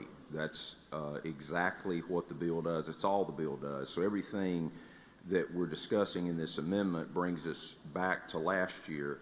A couple of things I guess I would say. First of all, the federal government is not a good comparison for pensions because they get to print money, and we're approaching $40 trillion of debt. The state of Mississippi has to run a balanced budget. While we run a balanced budget on this side of the street, the PERS community has run a negative balance for many, many years to the tune of $26.5 billion last year when we voted on this. Due to some great investment returns, that number is about $25 billion today. The issue is this legislature passes a lot of laws that impacts PERS, and I agree with Senator Blunt. This is one of the most consequential things I would do in my time. If you think I wanted the PERS hot potato, you would be fooling yourself. This is the item, as people say, that takes pictures off the wall. How I ended up here standing here might be my greatest failure as a legislator or my greatest success. My mother is a 27-and-a-half-year, third-grade public school teacher at Belmont who's retired today. She has her own sole source of income, which is PERS retirement and Social Security. So when you want to talk about the middle class, you don't need to look into a gated neighborhood in Jackson or to a private school. You look to Belmont, Mississippi if you want to talk about the middle class, because I'm the middle class. So let's make sure we know who's talking. But math matters, no matter how passionate I would be to take care of my mother and her friends and people I went to church with that taught me, and on and on and on. Math matters. Our contribution rate currently is 19.9%. Senator Blunt would have you to believe that the adoption of his plan would not make that go up. It would. The ADEC, the actuarial defined contribution, what the actuaries want is 25.92. Go ask your cities and counties if they can pay another 6 points on labor. But it won't stop there. It'll climb as high as the mid-40s into the future, because actuaries take what we do, factor it in today. So let me go ahead and tell you, teacher pay raise. When it comes here, I will vote for it, as will probably all of you, and it will cause an actuarially negative effect on the unfunded liabilities of PERS. School teachers make up 40 to 41% of the PERS community. So when we're in a position that we control the terms as the plan sponsor, and PERS controls the board, the rules and regs, 2 years ago, everybody cried out to listen to the board. Save our board. Don't you mess with our board. And the board in that year recommended a new Tier 5, and the board last year recommended a new Tier 5. And the actuaries continue to change the assumptions, which affects the funded liability more than anything we do. But we want to talk about facts. I stood here last year and I told you about reform. Then we needed funding. We came with a Tier 5. We refunded ORP. Nobody ever talks about ORP. That will infuse hundreds of millions of dollars, what you did last year, to pay Tier 1 through 4 people. Nothing changed for Tier 1 through 4 people, because that's my commitment. I'm not going to break the contract of the state of Mississippi for Tier 1 through 4. Talk about voting on an alternative plan and what the PERS board was thinking and what the PERS board did. The PERS board sent us a recommendation. They've sent. Senator, I hate to interrupt, but you're limited to a 5-minute time, and your time is up. Motion is to extend the time by 5 minutes. All in favor say aye. Aye. All opposed, no. The ayes have it. Sorry, Senator. Thank you, Mr. President. And I promised you we would come back with funding. We passed funding on day one out of committee, $1 billion. We passed it off this floor on day two. We sent it down to the House where it awaits its fate. We came back and looked at a COLA, because that's what people talk about. We funded in committee. There were some no votes. Those votes are not recorded. But we put $50 million committed to a Tier 5 COLA so that we can meet our obligation. It's an ad hoc vote similar to what Alabama does. We've passed NPL legislation, Roth legislation. We just reduced the service years to unreduced if we do this. We did return to work. Return to work was asked for. I've gone across this state and had regional meetings with PERS interested people, and we are doing the best we can with what we have in a retirement plan. Now, let me be fair about what's just the facts, because this got thrown at you earlier. They're allowing for 5% or 7% on your defined contribution. Ask your friends or look at your own deferred comp account. They're lowballing the numbers so that the argument is stronger. We put $50 million toward a COLA. By the way, I don't want to lock unhappy employees into state service. I'm not really sure when that became the goal of government, to trap people in state service. But if they choose to move, that's my constituent who I would like to see their life bettered. And people already have IRAs. They already have these things. But the biggest thing I'd like to point out to you is in the pass outs you received, if you stop in the year that you were given, there is an admonishment to you that this program would make PERS more financially sound in 2055 by about 2 points. But conveniently omitted is slide 10 from last year's email from CAVMAC that said in year 2064, under Tier 5, we would be 96.6% funded, and this plan would be 86.1%. Now, that 96.6 is going to go up if we put $1 billion in there. That 96.6 is going to go up with other moves that we're making. But to talk about a period of time where you look better on paper, but not carrying it to the end of the story is not good, and it's part of how we got in the mess we're in today. Yeah, it's going to take about 30 years to work our way out of it because it took us about 30 to get here. The simple fact is Tier 5, based on actuarial projections, based on a PERS board recommendation, was the path they chose to go to preserve the benefits of Tier 1 through 4, which my mother is involved and included in. I'm not going to do something to harm Tiers 1 through 4, and you vote for this amendment, you actually go against the PERS board, who has a fiduciary duty to the current members of the plan to talk about the folks that we're going to hire in the state of Mississippi. I want them to have a good retirement. I want them to have the portability that they deserve for their financial future. And at the end of the day, if I didn't think they'd be better financially off, I wouldn't promote it. But I believe they will. And with that, I would ask you to vote no on the amendment. Thank you, Senator. Senator Bryan, did you wish to speak, or you have a question? Speak.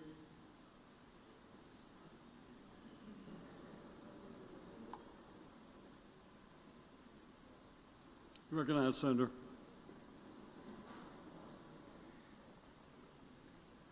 One of the things that keeps getting lost in this debate is that one of the purposes of the retirement system is to ensure that people in their old age will have a better retirement than they would otherwise. The retirement system is paternalistic. If it weren't, and the way it's winding up, I'm beginning to wonder if we shouldn't just not have a retirement system, let people have their money. Then they would be able to do with it as they would. But what we have learned through decades and decades of human experience is that people do not save for their old age.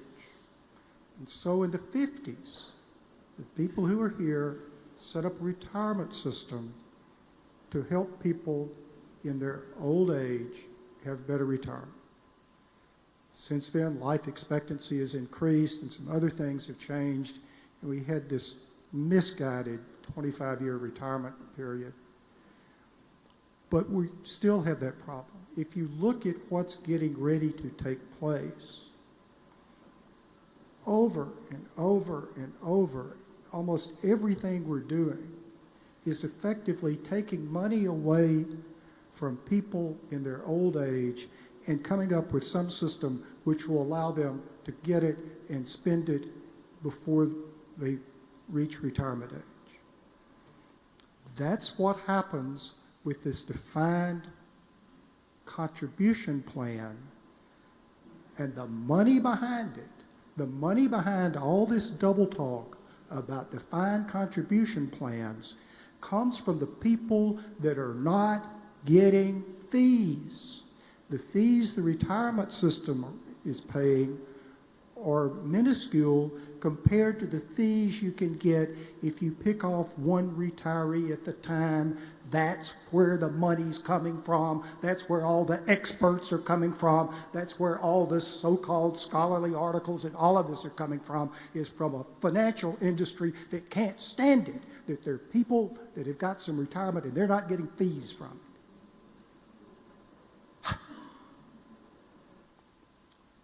But when you have a defined contribution system that people can take and spend, the people that will do this are the people that need money in their retirement the most, it's going to get spent. We're coming up with schemes where you can retire and keep working. If you start drawing your money while you're still working, that's less money for your retirement. And the great tragedy of all of this is that when the people that join this system less than a month from now reach retirement age, their retirement is not going to be what those of us here have, not what our contemporaries have, not what previous generations set up for us. It's going to be small by comparison. Of course, we'll all be dead and buried before it's fully understood. But again, we're just not doing right by future generations. Okay. Seeing no one else would speak and no questions, Senator Blunt, you're recognized to close on your amendment. Thank you, Mr. President. I know this has been a little long, but I do think we would all recognize that this is an extremely important topic. I've given you my best explanation of what the amendment would do.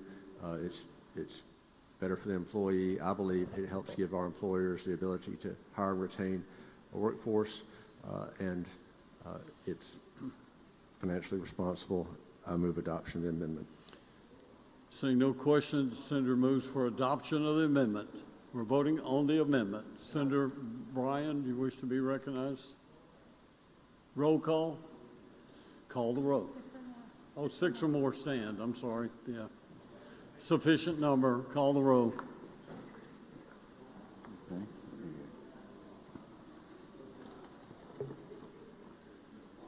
Barnett, Barrett, Berry, Blackman, Blackwell, Blunt, Boyd, Brumfield, Bryan, Butler, Carter, Chazanall, Chisholm, DeBar, Delano, Dupree, England, Fillingay, Frazier, Gillespie Ison, Harkins, Hartness, Hickman, Hill, Hobson, Jackson,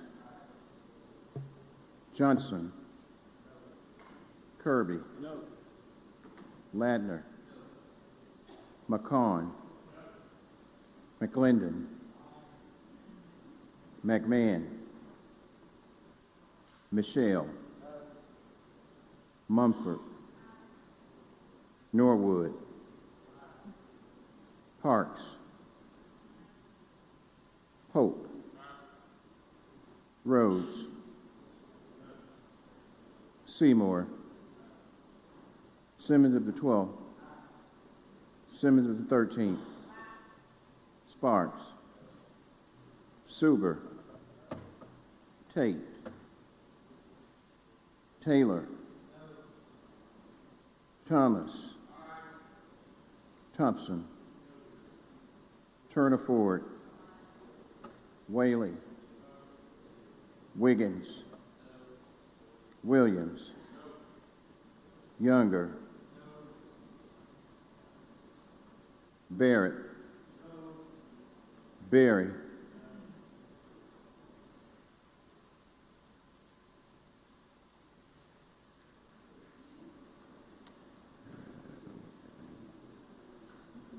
McMahon,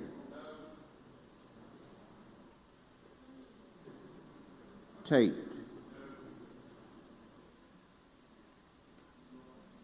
voting yes or yea: Barnett, Blackman, Blunt, Brumfield, Bryan, Butler, Dupree, Frazier, Gillespie Isom, Hickman, Jackson, McClendon, Mumford, Norwood, Pope, Simmons of the 12th, Simmons of the 13th, Thomas, and Turner Ford.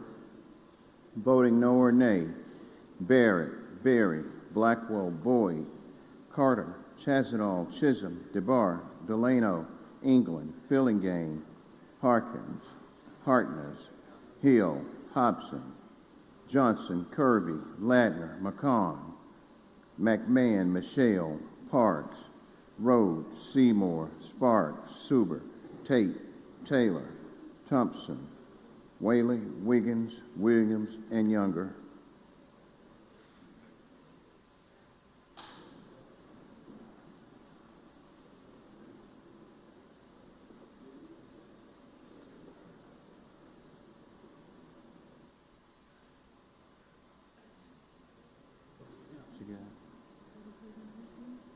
What you got in? 33? 3218.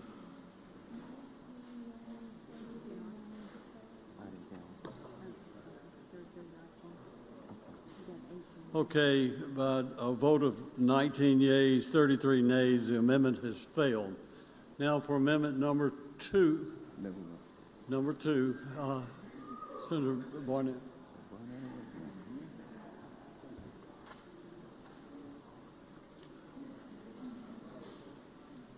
You recognize, Senator.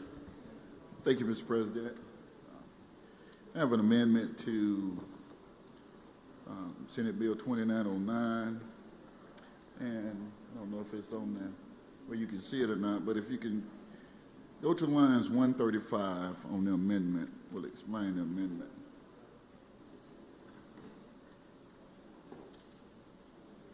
And basically, ladies and gentlemen, I know a lot of you all are ready to go and ready to move on past this, but this is something that should be near and dear to all of us. And I have been one of those people that has always thought that, you know, why should I only be worried about mine today and not their tomorrow? And I think a lot of us in here may feel like we are concerned about their tomorrow, but I fail to differ. I know some of you all have already voted, but even before I got here. And that's okay. You have that right to do that. But I don't think any of us have the right to deny any of our citizens to something that they should be deserving of. I agree with Senator Sparks on reducing the amount of years from 35 to 30. I agree. I agree that, yes, we need to look at how we are paying out. I agree with that.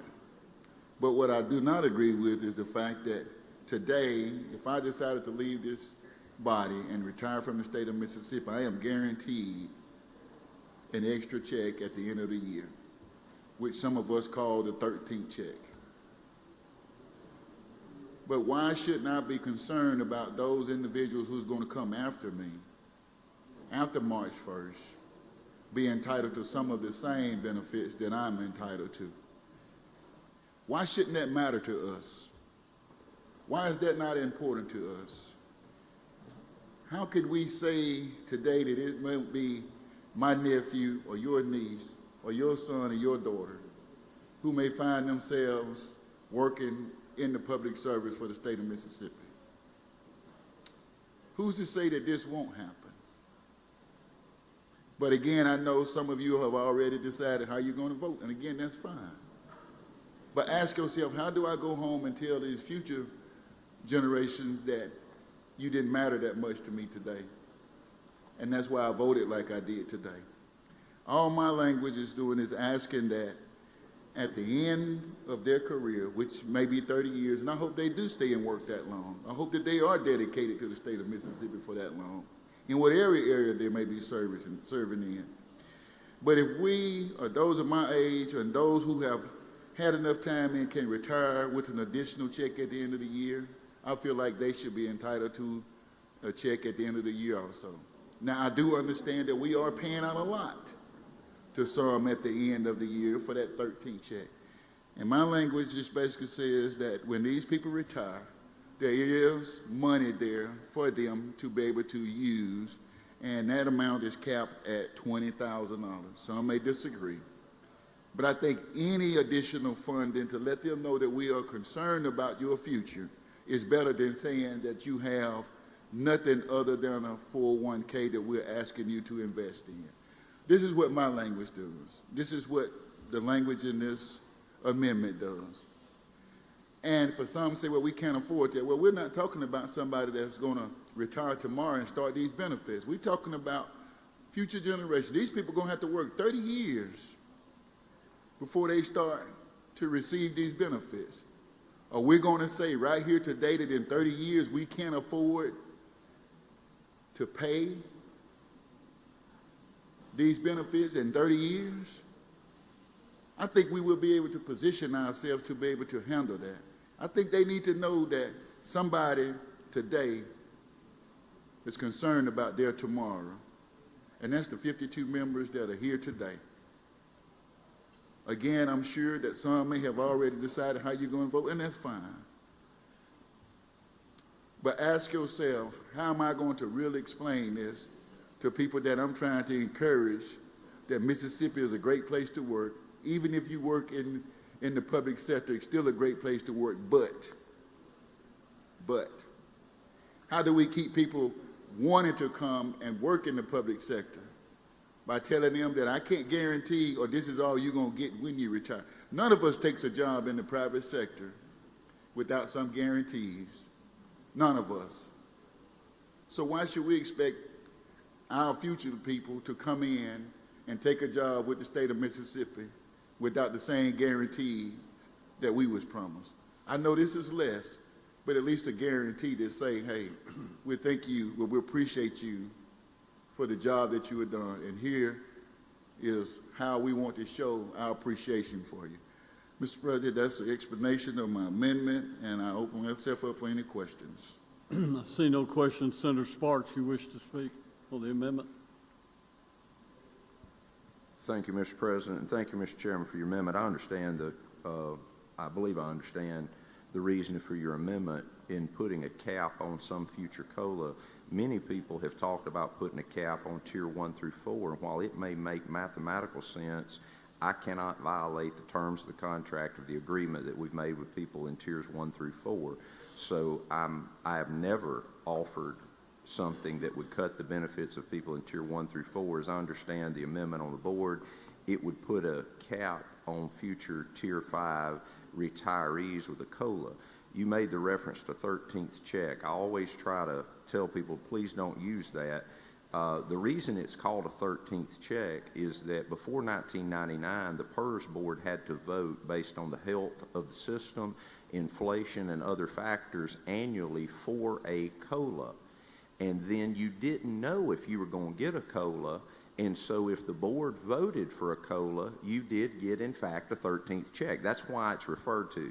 But since the 99 legislation that made it 3% and compounded, it was a situation where they didn't pay for that. That caused issue, but it then became a part of the agreement. It was not a vote. So while it may not technically be a COLA, it's part of the agreement. So I cannot support the amendment, and I also would ask, this bill is to lower the service credit for the number of years to draw unreduced retirement from 35 to 30, something we've heard from a lot of folks. That's all this bill does.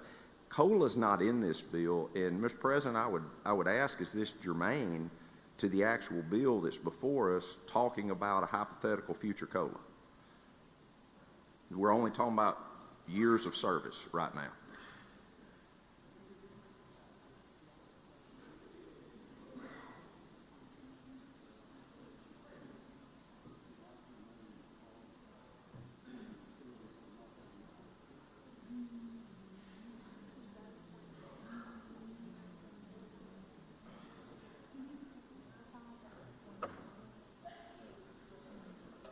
Senator, did you make a point of order that it's not germane? Was that what you said? That's correct, Mr. President. Thank you.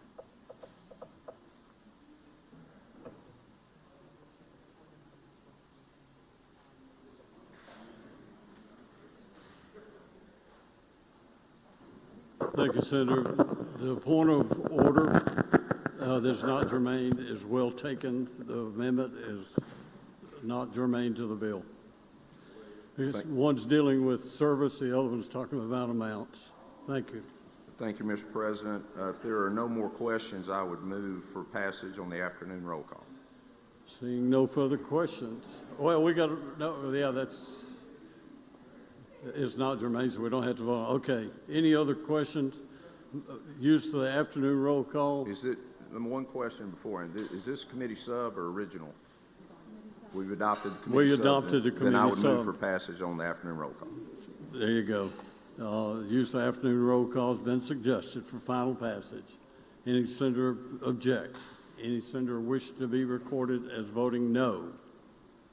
Seeing none, please record. Oh, we got one. Senator Bryan, no. Anyone else?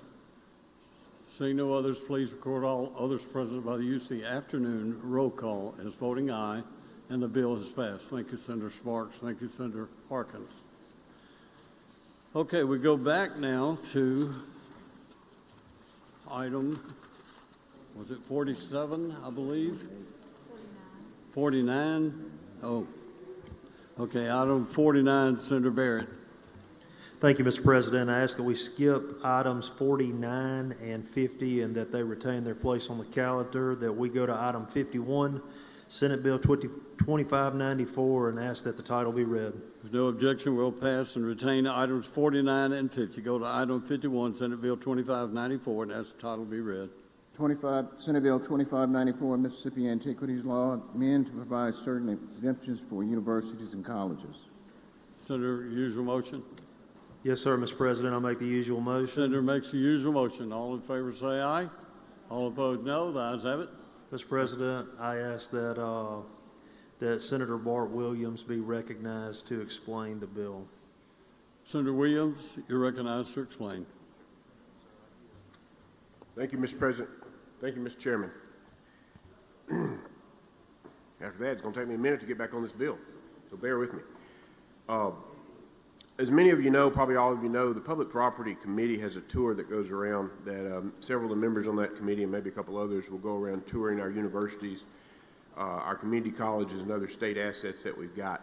This last year, serving as your chair, I had the privilege of going around to all 8 of our universities and half of our community colleges. This next year, we'll see the other half of those community colleges. As we went there, learned a lot of things. If anybody has an opportunity to do that has not, I strongly suggest you take advantage of that, because there's a lot of things that you'll learn, not just with public property, but just with all our state assets. We've got a lot of great things that are out there. One of the things that we learned when we were going around, it seemed to kind of always come to the surface that there's concern about derelict buildings that we had with them, and the demolition of them, the preservation of them, and those things. This legislation really tries to speak to that concern. It's basically, as I understand it, a narrow common sense update to Mississippi's Antiquities Law. It does not weaken historic preservation, but it does clarify standards and require professional evaluations before decisions are made. There are basically 4 metrics that we look at. Lines 25 and 26 of the bill refer to these. They're the practical aspect of a building. That's basically what makes the most sense. The next is economical. What is the most cost effective? The next is architectural. In my words, what is the prettiest or fits best in that place? The last is historical integrity. What is historical significance happened there? And this bill, what it will do is put archives and history with the stakeholders of the properties that will be on the universities or the community colleges to discuss this. The bill kind of outlines the path to that. If a university wants a building to be demolished, they would submit that to Archives and History. There's a 90-day window in there at which Archives would come back and say, okay, you can demolish it. If they don't, the university or the stakeholder can go ahead and demolish that building. If not, Archives and History comes back, and there's a process to ensure the structural integrity of the building and go through that process. There were concerns in committee of a couple things that were brought up. One, the definition, and at the proper time, Mr. President, have an amendment. I can address those things now before I take questions or after. Up to you, Chairman. If it's okay, I'll address the points of the amendment as they may resolve some questions that might be there. Several people expressed to me the definition of blight, which is in this bill, that it was a little too broad. We've tried to narrow that down. We've tried to explain what we mean by that. That is in the amendment, and also we'd referred to the department, and that the department would have to issue a permit. That is the Department of Mississippi Department of Archives and History. The amendment reflects that we have changed that from department to specifically say the Mississippi Department of Archives and History. With that, I will yield for questions, Mr. President. Senator Hill, for what purpose? Question. You yield Senator Hill for a question. I do, sir. Senator Hill, you're recognized. This long, extensive definition of blight that could almost anything could fit those broad, far-reaching descriptions. Who is this for? Is this for Archives and History to determine to tear a building down, or for the IHL to determine whether or not to tear a building down? Both. Both.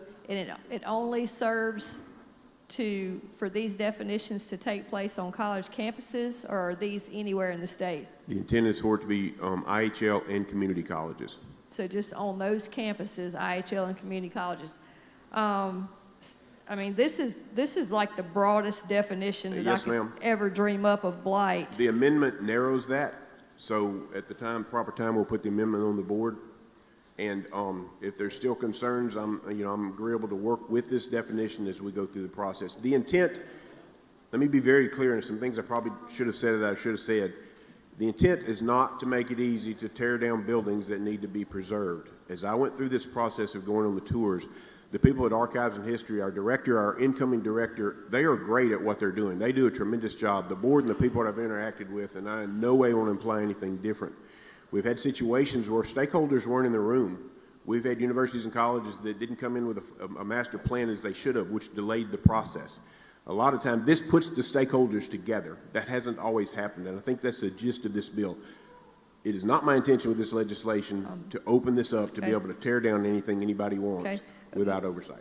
My follow-up, one of my follow-up questions would be on lines 74 and 75, substantially impairs or arrests the sound growth of a county, city, public university, or community college, or any other political subdivision of the state. That looks awful broad, like it's affecting more than just a community college campus when you throw in cities, counties, any other political subdivision. That's not necessarily a college campus, is it? That's a very good observation, and the amendment removes that language. Pardon? The amendment removes that language. That's a good It observation. looks to me like a lot needs to be removed out of that language. I mean, with all due respect, I mean, I've never seen anything this far-reaching to what something might be deemed a nuisance or a blighted property. I mean, a menace to the public health, safety, or morals or welfare. I mean, we got red light districts or something going on. How's it going to affect your morals at building? I mean, I can't fathom this. Just There to be again, honest that was with brought you. up in committee. That's a great question. I mean, like Archives wrote this bill, or who wrote this bill?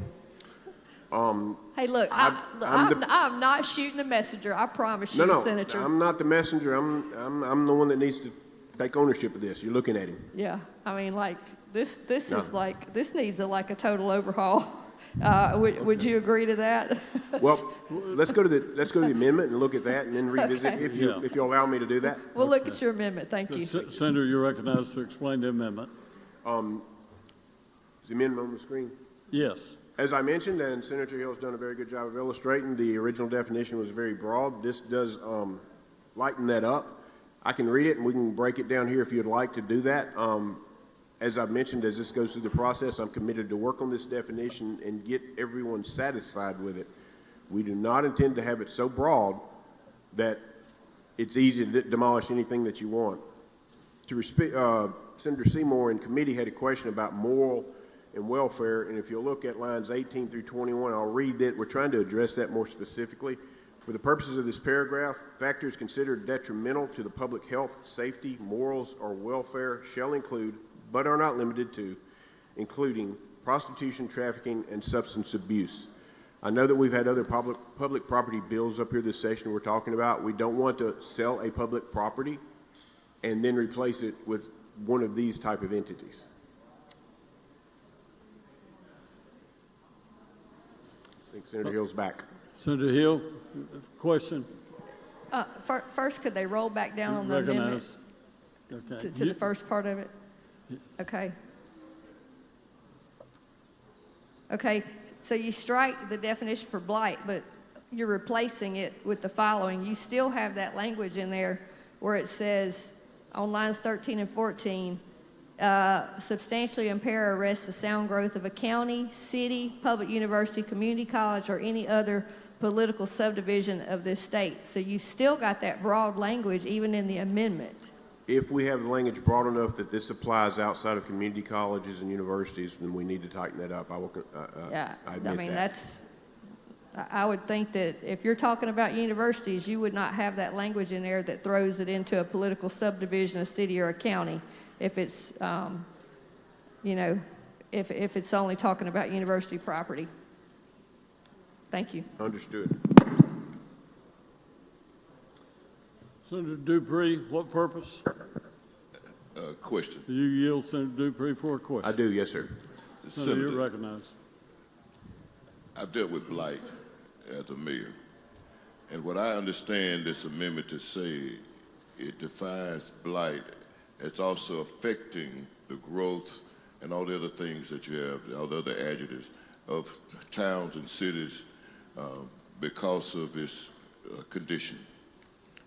Yes, sir. That is the intent. It may not be what's there before us, but that is the intent. Yes, sir. Well, I understand the intent. So I just wanted to make sure that we agree on the term blight, and that having blight on university campus or college affects the growth, the positive growth of cities, counties, towns, villages, whatever. Yes, sir. Okay, yes, sir. Thank you. It does. Thank you. Senator Hobson, what purpose? Question. Do you yield, Senator Hobson? Yes, sir, I do. Thank you, Mr. President. You Thank recognize, Senator. Senator Williams. How does this definition differ from our current definitions of blight in other code sections? I do not know the answer to that. I've not properly researched that. Wouldn't it make sense for us to have a similar definition that we have for blight for other properties too? It would. Thank you, Senator.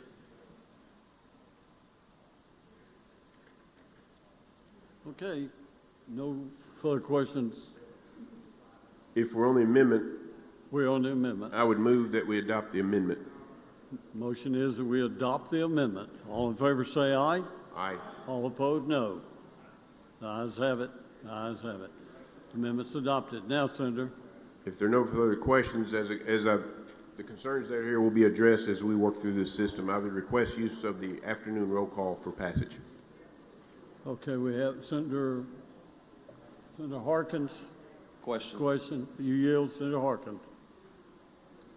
You yield? Yes, I do. I'm sorry. Okay, Senator Harkins. With all the discussion, is there a reverse appealer in this bill? There's not, I do not believe.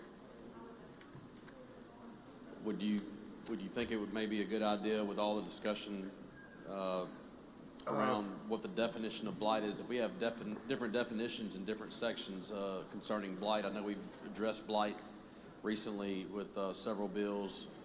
Do you think it'd probably be good to help maybe keep it alive? I don't know how other members on the floor feel, but I'm a little concerned that we're adopting different definitions of blight for different reasons, and it may be good to kind of have a consensus around yes, sir, what the I do. definition is. And I'll be glad to offer that amendment if you like. Yeah, please. Okay, we need to get that amendment, please.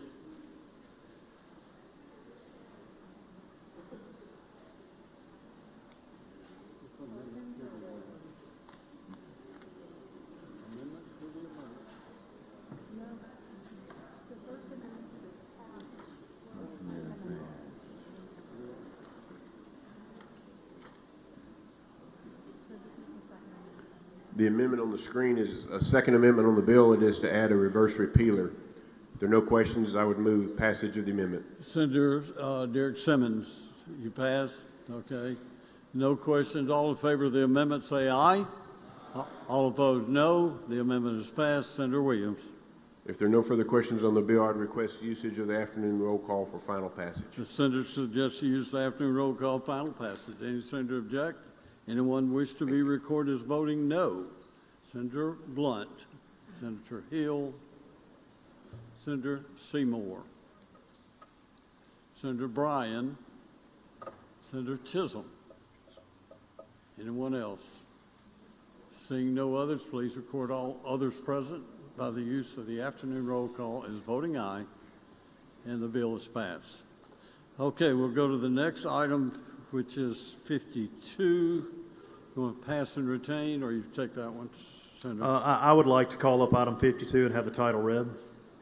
Please read title. Senate Bill 2599, DPS property in Lauderdale County, Mississippi, authorized DFA to sell and convey. Make the usual motion. Senator makes the usual motion. All in favor say aye. All opposed, no. The ayes have it. Mr. President, I'd like to yield the podium to Senator Tate for an explanation of the bill. Senator Tate, you're recognized to explain. Thank you, Mr. President. Ladies and gentlemen of the Senate, Senate Bill 2599 is the chairman's favorite public property bill. He just claimed that. This is a simple bill that's going to allow the sale of the Mississippi Department of Public Safety, what I like to call the old DMV, to a data center. If you look at Part 1 of Section 1, it states who the property is owned by, it states where the property is, it states who's trying to acquire the property. Part 2 talks about how there has to be a legal description before we do any transfer. Part 3 states that there has to be at least 2 appraisals from qualified appraisers, and they must accept at least the average of those 2 or higher. Number 4 says that the buyer would be paying for all the closing costs and anything with the acquisition of the property. And Part 5 states that the Department of Public Safety is authorized to correct any discretions in legal prescriptions. I do have an amendment that I'd like to present at the proper time. First, I think we have a committee sub on that deal. We need to adopt the committee sub that you just Okay, explained. yes, sir. My motion is we adopt the committee sub. Motion is to adopt the committee sub. All in favor, say aye. Aye. All opposed, no. Now, Senator, for amendment. Yes, amendment. It is on the screen. What we're going to do is we're making sure that this specifies that the monies that come from this sale will go to the state general fund, and then we're also removing the reverse repealer. That's an explanation of the amendment. I'll be happy to take any questions. See no questions. Motion, Senator. My motion is that we pass the amendment. By afternoon roll call. By the afternoon roll call. Senator suggests you use the afternoon. No, we got to pass the amendment. Yeah. We have to pass the amendment first. Oh, it was on the amendment. I'm sorry. Yeah. I thought we did that. I'm sorry. I got ahead of myself. All in favor of the amendment, say aye. Aye. All opposed, no. Ayes have it. Now, I'm sorry. Yes, Senator, sir. for If there are final no other passage. questions, my motion is that we pass by the afternoon roll call. Senator suggests you use the afternoon roll call, final passage. Any senator object? Any senator wish to be recorded as voting no? Okay, Senator Hartness and Senator Chisholm, no. Okay. Anyone else? Seeing no others, please record all others present by use of the afternoon roll call as voting aye, and the bill is passed. Now we'll go to Senator England, item 53, pass and retain. Item 54, Senator Wiggins.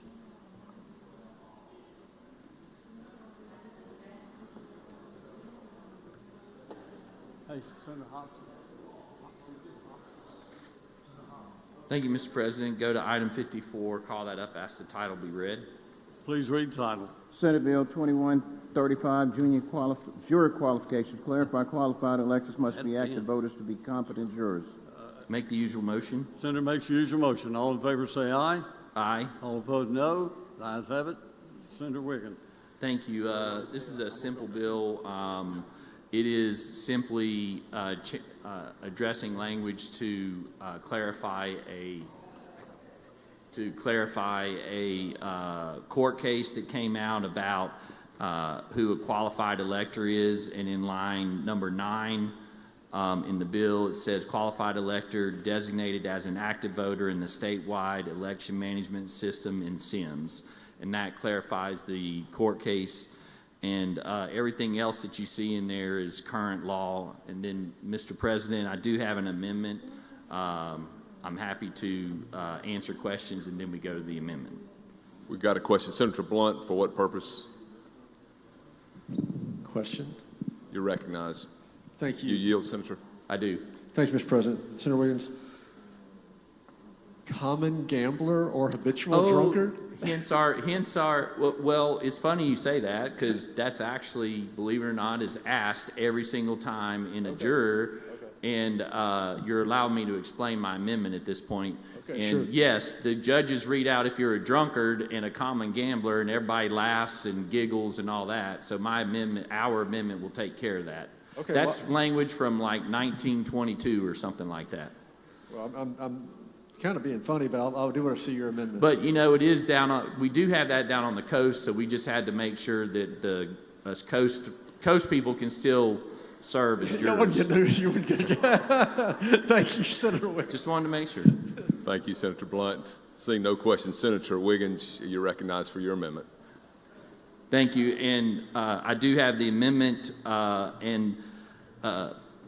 to Senator Blunt, who was looking in a a crystal ball. It does exactly that. It strikes the language, is not a common gambler or habitual drunkard, and does add, does not have a substance use disorder. So as long as you don't have a substance use disorder, you can be a juror.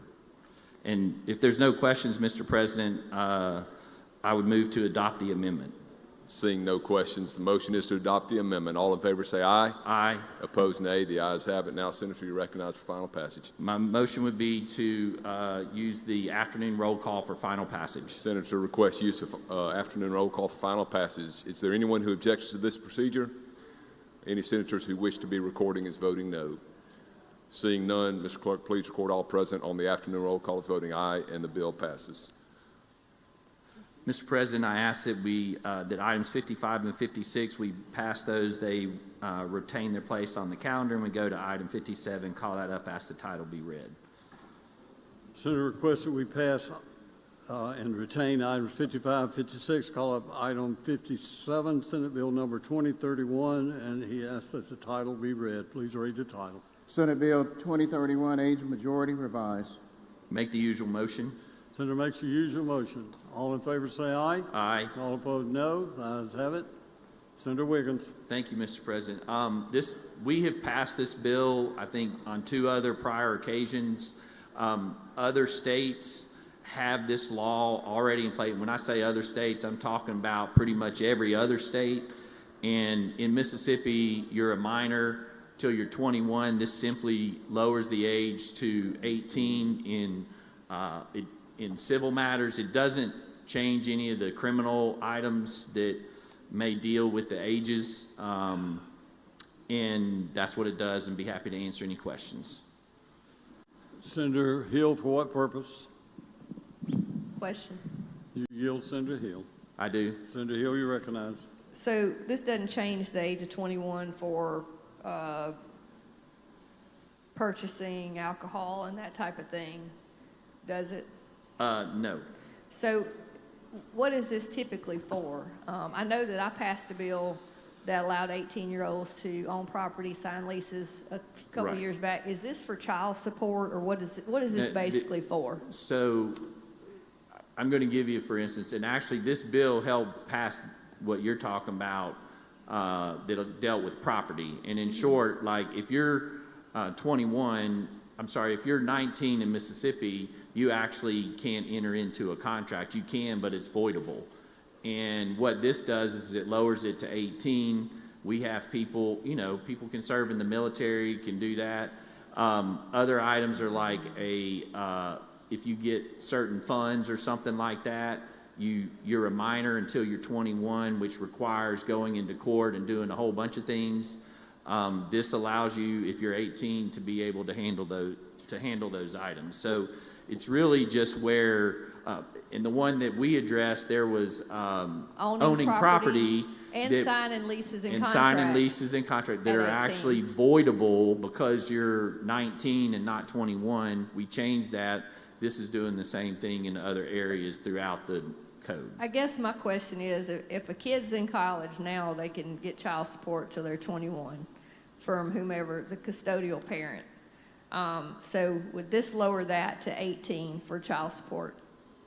No, nowhere in here that's. I guess I'm sorry. They would be a minor at 18, but we have the other bill that we've passed on special needs till they're 21. Special needs till they're 21, but Yeah. any other child support, right now it goes to 21. Is that right? Yes, right now it does. But now this will cut it off at 18. Yes, and there was some discussion about that previously, but other states have handled that. And, you're not 21, you're 21 until you're in college in a lot of instances, and so that leads to a lot of back and forth between parents and Chancery Court, and this draws that bright line. So is this going to get them out of CPS when they're 18? Because I know a lot of times, well, not a lot of times, but there's been some instances where we've had CPS holding kids past 18. So is this going to cut them loose at 18? I would have to I can't answer. I don't think so. Let me say that, and I'm happy to research that. Okay, I But would no. think if it's age of majority for child support, that it would probably cut them loose from CPS at 18. Yes. I'm not gonna vote yes till I know some of the answers to those questions, but I appreciate you getting them. I appreciate it. Thank you. Senator Williams, what purpose? Question, Mr. President. You yield, Senator I do. Williams. Senator Williams, you recognize. Thank you, Mr. President. Thank you, Mr. Chairman. How does this apply to custodial financial accounts? To what? Custodial financial accounts, UGMAs, Uniform Gift to Minors Act. I happen to have a child turning 21 in 2 days, and Right. when she turned 18, she was able to see information financial, and obviously when she turns 21, it'll be hers 100% to do with as she wants. Will that now revert to 18? Yes, in an example like that. And I would submit that I know there has been discussion in the past about, do we want that? And like I said, if you're 18, you can serve in the military now. If you feel like, and I'm using you because it's an example, if you feel like that your child, when they turn 18, are not able to handle the money, then you can go in and file something in court or do that. I mean, it's, so yes, they would be able to have that at 18 years old. If this passes, when will it go into effect? The reason I ask that is, that makes a lot of sense, but there may be accounts that are already out there, and there's a time period that, you don't have to pull it back. This would only go forward. It's not retroactive. So July 1? July 1. Thank you, Mr. Chairman. Yes. Senator Gillespie, what purpose? Washington? Do you yield for a question? I do. You're recognized. Yes. I don't know if this applies, but like for financial aid and things like that, students can, be claimed up to their like 23 or so with their parents. So will this affect that in any way? This, in terms of tax benefits and all that, it would not affect what your parents do, I guess, if that's your question. I would think what you're stating is a contract, and right now, and so the example is that if you're 19, then your parents have to sign it because you're 19. If you're 18, then you're on the hook for that. And I say that in a good way. Okay. And council, thank you, just remind me that financial aid is a federal issue as opposed to a state issue. So, and my understanding on the federal side is it is 18. I mean, you can already vote under our amendments at 18. Yeah. Okay, Senator, see no further questions? My motion is final passage on the afternoon roll call, Mr. President. Senator suggests use the afternoon roll call, final passage. Any senator object? Any senator wish to be recorded as voting no? We have a few. Senator Hill is present. Senator Dupree is present. Present for Senator Sarita Simmons. Senator McCon, no. Senator Suber, no. Anyone? Senator Bryan, no. Senator Chisholm, no. Anyone else? Senator Hill, you changing yours to no? Okay. Anyone else? Senator Tate, no. Seeing no. Derek Simmons. Derek Simmons, present. Derek Simmons. Derek Simmons, no. Present. Oh, present. Taylor, no. Taylor, no. Okay. Gotcha. Taylor, no. Anyone else? Seeing no others. Seeing no others, please record all others present by the afternoon roll call as voting aye, and the bill is passed. Okay. Mr. President asks that item 58, we pass that and it retain its place on the calendar. Pass and retain item 58. We'll go to item number 59. Senator McCon. Pass and retain through 59, 60, and 61. Pass and retain their place on the calendars. Item 62, Senator Fillingane, you're recognized. Thank you, Mr. President. I'd like to go to item 62, called up and have the title read. Please read the title. Senate Bill 2817, Department of Public Safety, Consolidated Offices and Revised Provisions Related to. I make the usual motion. Senator makes the usual motion. All in favor say aye. Aye. All opposed, no. The ayes have it. Senator Filligan. Thank you, Mr. President. If you'll recognize Senator Thompson to explain the bill. Senator, you're recognized to explain. Thank you, Mr. President. Thank you, Mr. Chairman. Ladies and gentlemen, Senate Bill 2817 comes to us from our friends at the Department of Public Safety. This bill is an effort for the department to consolidate some of their different divisions to make it easier for agents to move between different divisions within the department. In Section 1 of the bill, on lines 28 through 50, there are currently 11 different units underneath the department. Under this bill, it would create 7 units, consolidating the Mississippi Bureau of Investigations, narcotics, Homeland Security, and forensics underneath the Bureau of Investigation. In Section 2 of the bill, starting on line 118, it deletes the repealer for the subscription to the Board of Emergency Telecommunications. What that would do is just allow those monies to keep going to that board going forward. On Section 3 of the bill, starting on lines 124, it increases the fees that the state charges for autopsies from $1,000 to $1,200. This is still very, very low for the regional average. Louisiana charges, I believe, $2,500 per an autopsy, and Texas charges $4,000 per an autopsy, so that's still very low. In Section 4 of the bill, starting on lines 208, the actual language change is on lines 426 through 430. It increases the fees that DPS charges for safety inspections of vehicles with salvage titles from $75 to $125, and it increases the fee for VIN verification from $25 to $50.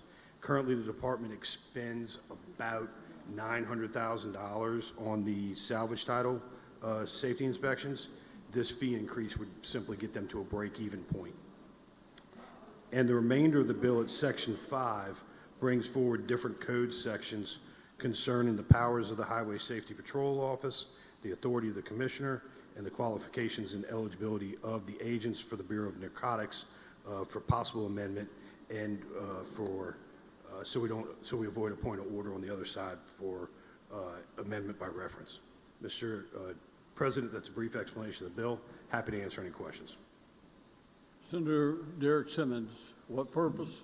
Question, Mr. President. You yield? Of course. Senator, you recognize. Thank you, Mr. President. Thank you, Senator, for yielding. What's the total increase of fees that will be generated in this bill for DPS? I don't know the total increase for fees. The autopsy fee, it's a $200 increase per autopsy. I don't really know. Any projection? I don't know for the autopsy fees. I know for the larger fee increase for the salvage title for that inspection, that should be about $400,000. Okay. Thank you for yielding, Senator. Thank you, Mr. President. Senator Hill for a question. You yield, Senator Hill, for a question. Of course. Senator Hill recognized for a question. Thank you. Do you know when the last time these fees were increased? Before the current commissioner was in office. It's been a number of years. Thank you. Senator Hobson, question? Question, Mr. President. Do you yield, Senator Hobson? Yes, sir. Senator Hobson, you recognize. Thank you, Mr. President. Thank you, Senator Thompson. Where do the fees go once they're collected? For the autopsy fees? For these increases, is there any change how they're utilized? No, not within, it all stays within the department. Okay, and what else did you say was changed in this bill besides the autopsy fees? You said something about the authority of the commissioner, but I didn't hear you. I'm sorry, that's in Section 5 of the bill. We're bringing forward 3 different code sections specific to the powers of the Office of Highway Safety Patrol, the authority of the commissioner, and qualifications and eligibility for the Bureau of Narcotics agents. So that's just bringing code sections forward on Section 5? No changes there? No changes there, sir. Were there any other changes in the bill? Well, there's in sections 1 through 4, those changes. Okay. That was the autopsy sections, correct? Well, there's, in the section 1 is the consolidation of the different divisions that are underneath the department, going from 11 different units to 7 units. The idea being that it would be easier for the department to move personnel between MBI, narcotics, Homeland Security as they need to, and also to ensure that those different divisions are communicating with one another, because from what I understand from the commissioner is that those different divisions oftentimes are investigating the same types of crimes. Right, okay, yeah, makes sense, thank you. Yes, sir. Okay, Senator Seymour, you recognized for a question. Thank you, Mr. President. Do you yield, Senator Seymour? Yes. Senator Seymour. Mr. Chairman, around line 13 of the title, you're talking about salvage titles, bringing forth these code sections. You might know, I didn't see no language in the bill. You might.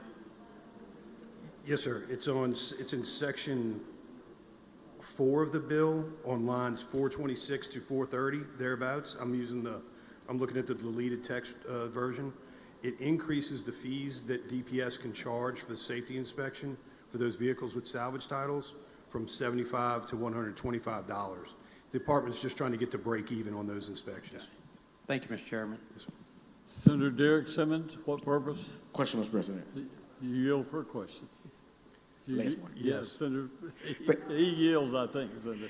Thank you, Mr. President. Thank you, Senator, for yielding.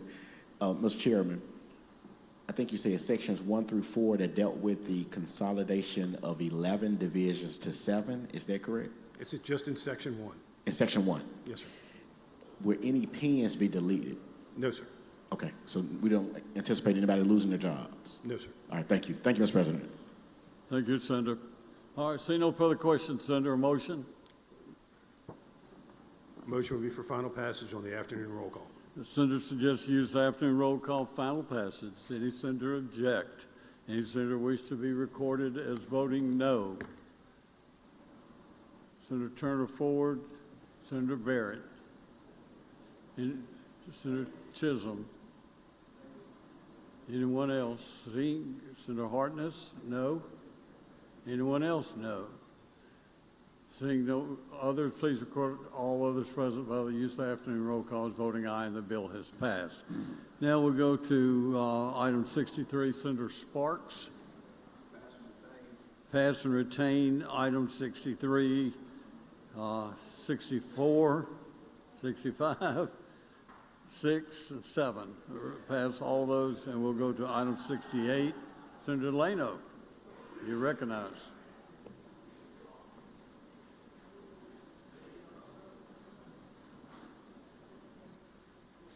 Thank you, Mr. President.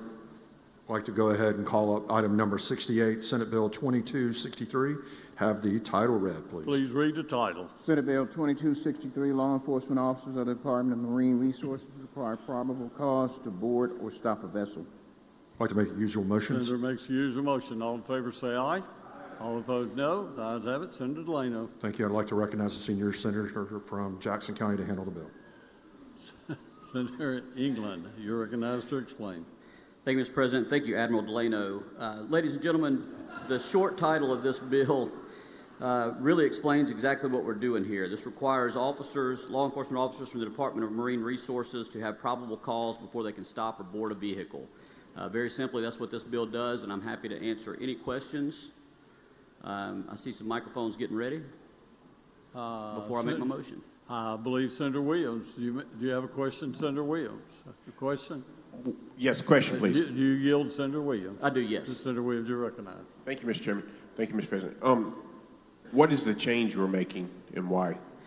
Currently, probable cause is not required to stop a vessel by the DMR in the waters of Mississippi, and this will require them to have probable cause before they can stop or board a vessel. I mean, what is the current criteria? They can just stop them at random for no reason? Yes. Is this for just DMR, or does this extend to the game wardens and all that as well? This is just for the Department of Marine Resources, so saltwater. Was there an incident or something that brought this about, or a concern about something that happened? Many of us have heard from constituents that had complaints on this. Florida's done this, so there's some precedent with other states making this decision as well, and so we decided to bring the bill forward. Thank you. Thank you. Thank you, Senator Williams. Okay, next, Senator Seymour for a question. You It have. wasn't me, but Oh, being what? that I'm up, I will ask questions. You yield to Senator Seymour. You really don't have to. No. Yes, I'll yield. You recognize Senator Seymour for a question. Thank you, Mr. Chairman. When it comes to probable cause, is that not in our Constitution? I would have to defer to counsel on finding out if it's in the Constitution. I imagine it very well could be. But currently, these officers are not required to have probable cause. It sounds constitutional, I'll give you that. Thank you. Thank you, Senator Seymour. Okay, Senator McCon, what purpose? For a question. Do you yield Senator McCon for a question? I will, yes. Senator, you recognize. So, Senator, you referenced the waters of Mississippi. Recently, a Supreme Court decision came down about the waters of the U.S. that shifted the waters of U.S. authority back down to Mississippi. So do you have a definition for the waters of Mississippi? Because that's really in limbo right now. Yes, no. And this is the Department of Marine Resources, so this will be salt water south of I-10. Oh, I like the salt waters of That's right. Mississippi. I like that better. Right, Thank you don't want to drink that water. If there are no other questions, Mr. President, my motion is for final passage by use of the afternoon roll call. If there are no further questions, the senator suggests the use of afternoon roll call final passage. Any senator object? Any senator wish to be recorded as voting no? Seeing Senator Turner Ford, no. Anyone else?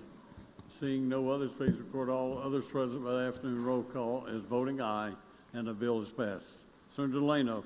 Good. Item number 69, Senate Bill 2264, called up and have the title read, please. Please read the title. Senate Bill 2264, Mississippi Comprehensive Coastal Conservation and Restoration Act of 2026 enact. I'd like to make the usual motions and then recognize Senator Thompson handle the bill. Senator makes the usual motion. All in favor say aye. All opposed no. The ayes have it. Senator Thompson, you're recognized to explain the bill. Thank you, Mr. President. Thank you, Mr. Chairman. Ladies and gentlemen, Senate Bill 2264 is the Comprehensive Coastal Conservation and Restoration Plan bill that we passed out of here last year. I'll be very brief with the bill. What it does is there are a number of different funding sources that provide monies for coastal conservation and restoration on the coast. Those monies are currently administered by DMR and DEQ. This bill would require, this bill would create a technical advisory board who would then develop a comprehensive coastal restoration plan to help guide those agencies in those projects and expenditures that they make for coastal restoration and conservation dollars. The bill does not dictate how those monies are appropriated. The bill does not take away the function of the agencies in selecting and administering projects. That's a brief explanation of the bill. Happy to answer any questions. Senator Hill, have a question? Do you yield, Senator Hill? Of course I do. Yes. Senator Hill, you're recognized. Thank you. I know we had some of these advisory boards put together after Hurricane Katrina and the BP oil spill. I guess, have all those boards that were put together in advisory commissions, I guess they've been dissolved or just stopped meeting or whatever. I guess my question is, who picks them and, you know, where do they come from? How many Sure. of them? How do they meet? Who funds it? Sure. So the Restore Advisory Board, that board still exists. That's the GCRF Right. Advisory Board. That Right. board still meets Right. and Right. is still active. This would be a little different in the sense that that board is looking at buckets 1 and 2 primarily of the Restore monies, or the GCRF monies, I'm sorry. This would concern the other buckets under the Restore Act, what I would call the conservation buckets. I believe it's 3 and 4. The board is made up of a chairman appointed by the governor, representative from DMR, representative from DEQ, representative from the Secretary of State, someone from USM because they have that coastal studies program, someone from Mississippi State because they have their marine biology program down there, and then one NGO selected by the governor, as well as non-voting members of the legislature. Okay, and the idea is to develop a science-based plan for how those monies can be used going forward. And that's just those other buckets of ecosystem restoration. That would be, yes, ma'am. That has nothing to do with the legislative buckets or the governor's buckets. So I guess this sounds pretty good to me because we need to look, farther up into the Mississippi Sound watershed, which includes me. Yes. And I certainly have some ideas for ecosystem restoration and coastal restoration that have to do with the Pearl River.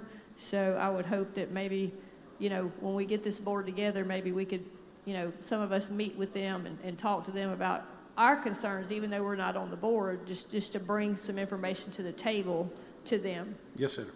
Thank you. Yes, ma'am. Okay, no further questions. Senator, motion. Motion would be for final passage on the afternoon roll call. Senator suggests use the afternoon roll call for final passage. Any senator object? Anyone wish to be recorded as voting no?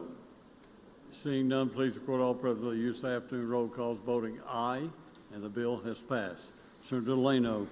Item number 70, Senate Bill 2370. I'd like to call the bill up and have the title read, please. Please read the title. Senate Bill 2370, abandoned vehicles, authorize airport authorities to take possession and dispose of. To make the usual motions. Senator makes the usual motion. All in favor say aye. All opposed, no. The ayes have it. Senator Delano. Senate, this bill gives airport authorities the same authority that other other entities have with respect to the removal of abandoned vehicles. This bill is coming to us because they feel like they need to have specific authority for the airports to be able to remove vehicles that are left in their parking garages or left on property. Like I said, it does follow the same requirements for notification and trying to determine who the owner is that other code sections have, and that's an explanation of the bill, and I'll yield for any questions. 70? We're on 70. Yeah, but 71's airport. Did he just say airport? That's what he said. 70 is. No, 70. It has airport in 70. Okay, 70, item 70 does include airports. Okay, I saw ports and marine. Okay, and the next item had airports in it. That's why I want to make sure. Okay, no questions. The motion was use of afternoon roll call, Senator? That's correct. Senator suggests use the afternoon roll call, final passage. Anyone object? Any senator wish to be recorded as voting no? Seeing none, please record all present by use of the afternoon roll call as voting aye. My bad. I just looked at the next item and it said airport. So thank you, Mr. President. And we're going to hold that one, I understand. I'm going to pass, yes, sir, on item number 71. Go to item number 72, Senate Bill 2634. Please read the title.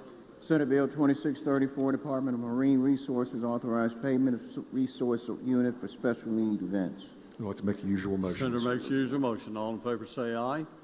All opposed, no. The ayes have it. Senator Delano. Thank you very much. DMR already has an auxiliary or a reserve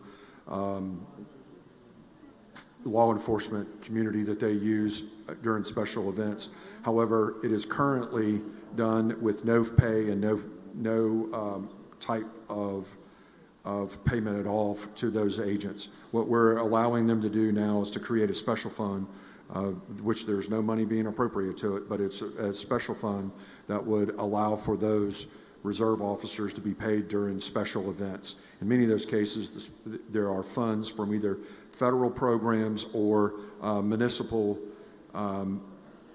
funds that will go to help offset the cost for that. That's a brief explanation of the bill, and I'll yield for any questions. No questions, If Senator. there are no questions on the use of the afternoon roll call for final passage. Senator suggests use afternoon roll call, final passage. Any senator object? Any senator wish to be recorded as voting no? Seeing none, please record all present. The afternoon roll call is voting aye, and the bill is passed. Okay, we'll go to item 74, pass and 73. 73. Excuse me, Senator Young. Please, Mr. 73. President. Yes, sir. Tried to skip you, Senator. That's all right. Call up the item 73 and have the title read, please. Please read the title. Senate Bill 2269, Mississippi Fully Autonomous Vehicle Enabling Act, extend repealer on law enforcement action plan submission to DPS. Make the usual motion. Senator makes the usual motion. All in favor say aye. All opposed, no. The aye has it. Senator Younger. All this bill does is extend the repealer to July 2029. This bill is already in effect. Former Senator Branning passed this a couple of years ago. And what we're doing is it was operating the full autonomous vehicles on public roads of the state without a human driver. The person shall submit a law enforcement interaction plan with DPS. And all we're doing is extending the repealer. Open for questions. Senator Seymour, what purpose? Pass. Okay, no questions. Senator, use the afternoon roll call. Use of the afternoon roll call, please. Senator suggests use the afternoon roll call for final passage. Any senator object? Any senator wish to be recorded as voting no? Senator Bryan, no. Hill. Senator Hill, no. Anyone else? Senator Chisholm and Senator Hartness. Anyone else?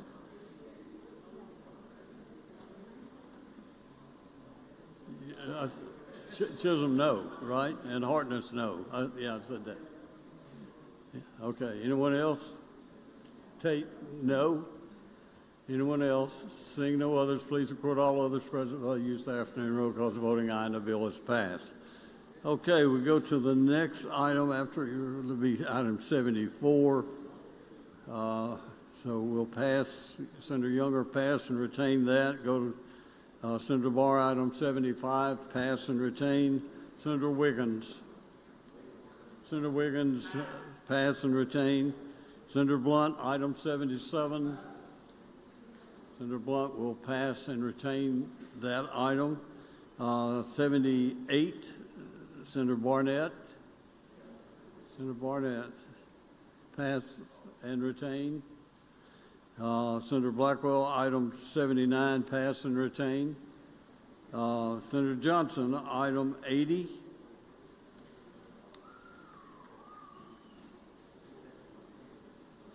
Thank you, Mr. President. Go to that item and have the title read, please. Please read the title. Senate Bill 2530, Perpetual Care Cemetery, allows certain cemeteries to maintain CDs that mature in 1 year or less. Make the usual motions. Senator makes the usual motion. All in favor say aye. Aye. All opposed, no. The ayes have it. Senator Johnson. Please recognize Senator Suber to explain the bill. Senator Suber, you are recognized to explain the bill. Thank you, Mr. Chairman. Thank you, Mr. President. Currently, Perpetual Cemeteries, you have a trust fund, and just have a few items here. The first part is they have CDs that they have to renew every 30 days. Well, if you renew a CD every 30 days, it's unable to draw any interest, not much interest. So they would like to just have the authority to renew a CD up to a year, give them a little flexibility. And currently it's anything under $50,000. We'd like to bump that up to $75,000. And I'll be happy to answer any questions. See no questions, Senator. Motion. Passage by use of the afternoon roll call. The senator suggested use of the afternoon roll call for final passage. Any senator object? Any senator wish to be recorded as voting no? Seeing none, please record all present by the use of the afternoon roll call as voting aye, and the bill is passed. We'll go to item 81. I'd like to pass or retain item 81 and go to item 82 and ask that the title be read. Pass and retain item 81. Go to item 82, Senate Bill number 2725. Please read the title. 2725, pawnbrokers create legacy license for certain businesses and provide for the renewal of licenses. Make the usual motions. Senator makes the usual motion. All in favor say aye. All opposed no. The ayes have it. Senator Johnson. Please recognize Senator McMahon to present this bill. Senator McMahon, you're recognized to explain. Thank you, Mr. Chairman. Thank you, Mr. President. This bill, we're just using this for a vehicle. This is not the original bill. This is a, I need to adopt, do you adopt the committee sub? Has not. I move we adopt the committee sub. If you would, please explain, and then we'll vote on it. That's okay. Explain the committee sub, please. So this was not the original intent of this bill, but we're using this bill now to do a little cleanup language. Basically, for those, if you buy and sell any precious metals, you know there's been great volatility in the market. So if you turn to lines 46 through 51, what we're doing is amending the purchase laws for gold and silver that they no longer have to hold for 21 days, that they can sell in 3 days on gold and silver. This gives people that want to go in and sell their coins to get a higher premium for those coins. And then the other section, if you look at lines 83 through 88, we're just conforming to federal statute on FBI that you don't have to be fingerprinted every year. You just fingerprinted every 3 years to hold that pawn license. That's all the bill does. And I move for adoption of the committee sub.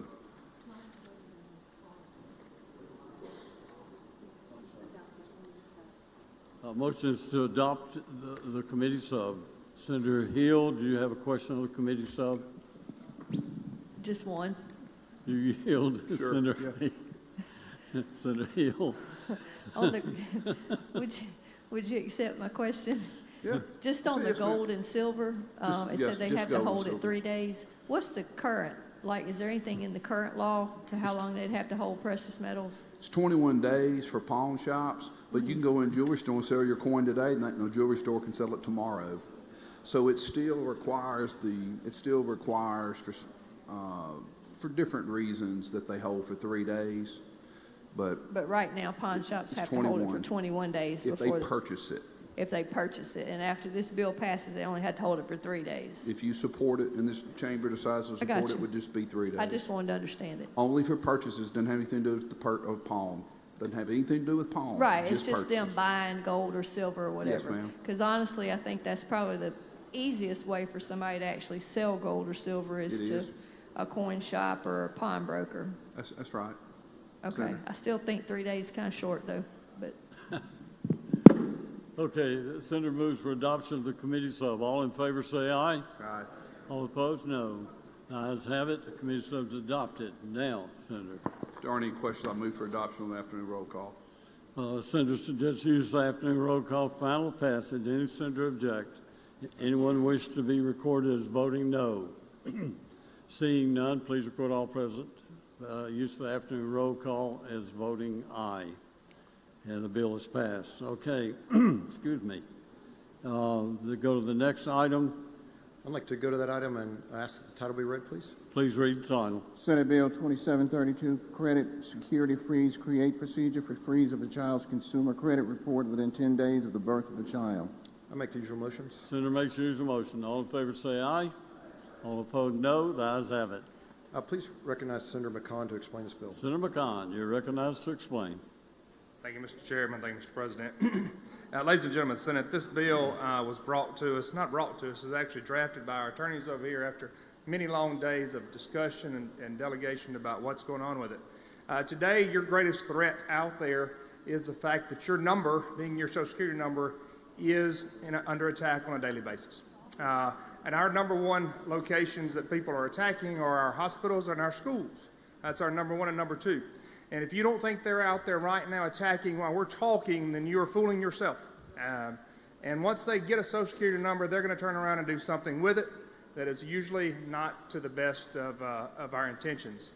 This bill is aimed at doing something proactive for once in our state. And it is to work out there about freezing the credit of a child upon birth, if you so desire to. This is not a mandatory deal. This bill right here gives 10 days from the birth of the child for you to execute on that form requesting the state to enter in that freeze on a Social Security number. You know what happens whenever they freeze a Social Security number? They stop those attacks from getting a hold to it. Everyone in here should go in there, and I'm one of the worst that has not done this, and freeze our credit to stop those attacks from getting there. When I was talking to the chairman about this bill, he said he has his own frozen, but he never thought about his children. And the stories that I receive from the cyber industry says that they get these numbers and then they're going out there and creating those identities, and these kids are showing up at 18, 19, 20, and 21 years old and can't do anything because their credit is ruined. So this is our first attempt at trying to do something on that. From the date of birth, it gives 10 days in which you request the Department of Health for Vital Statistics to issue that locking of that child's credit. You can do this of your own accord for free. You can unlock your credit for free.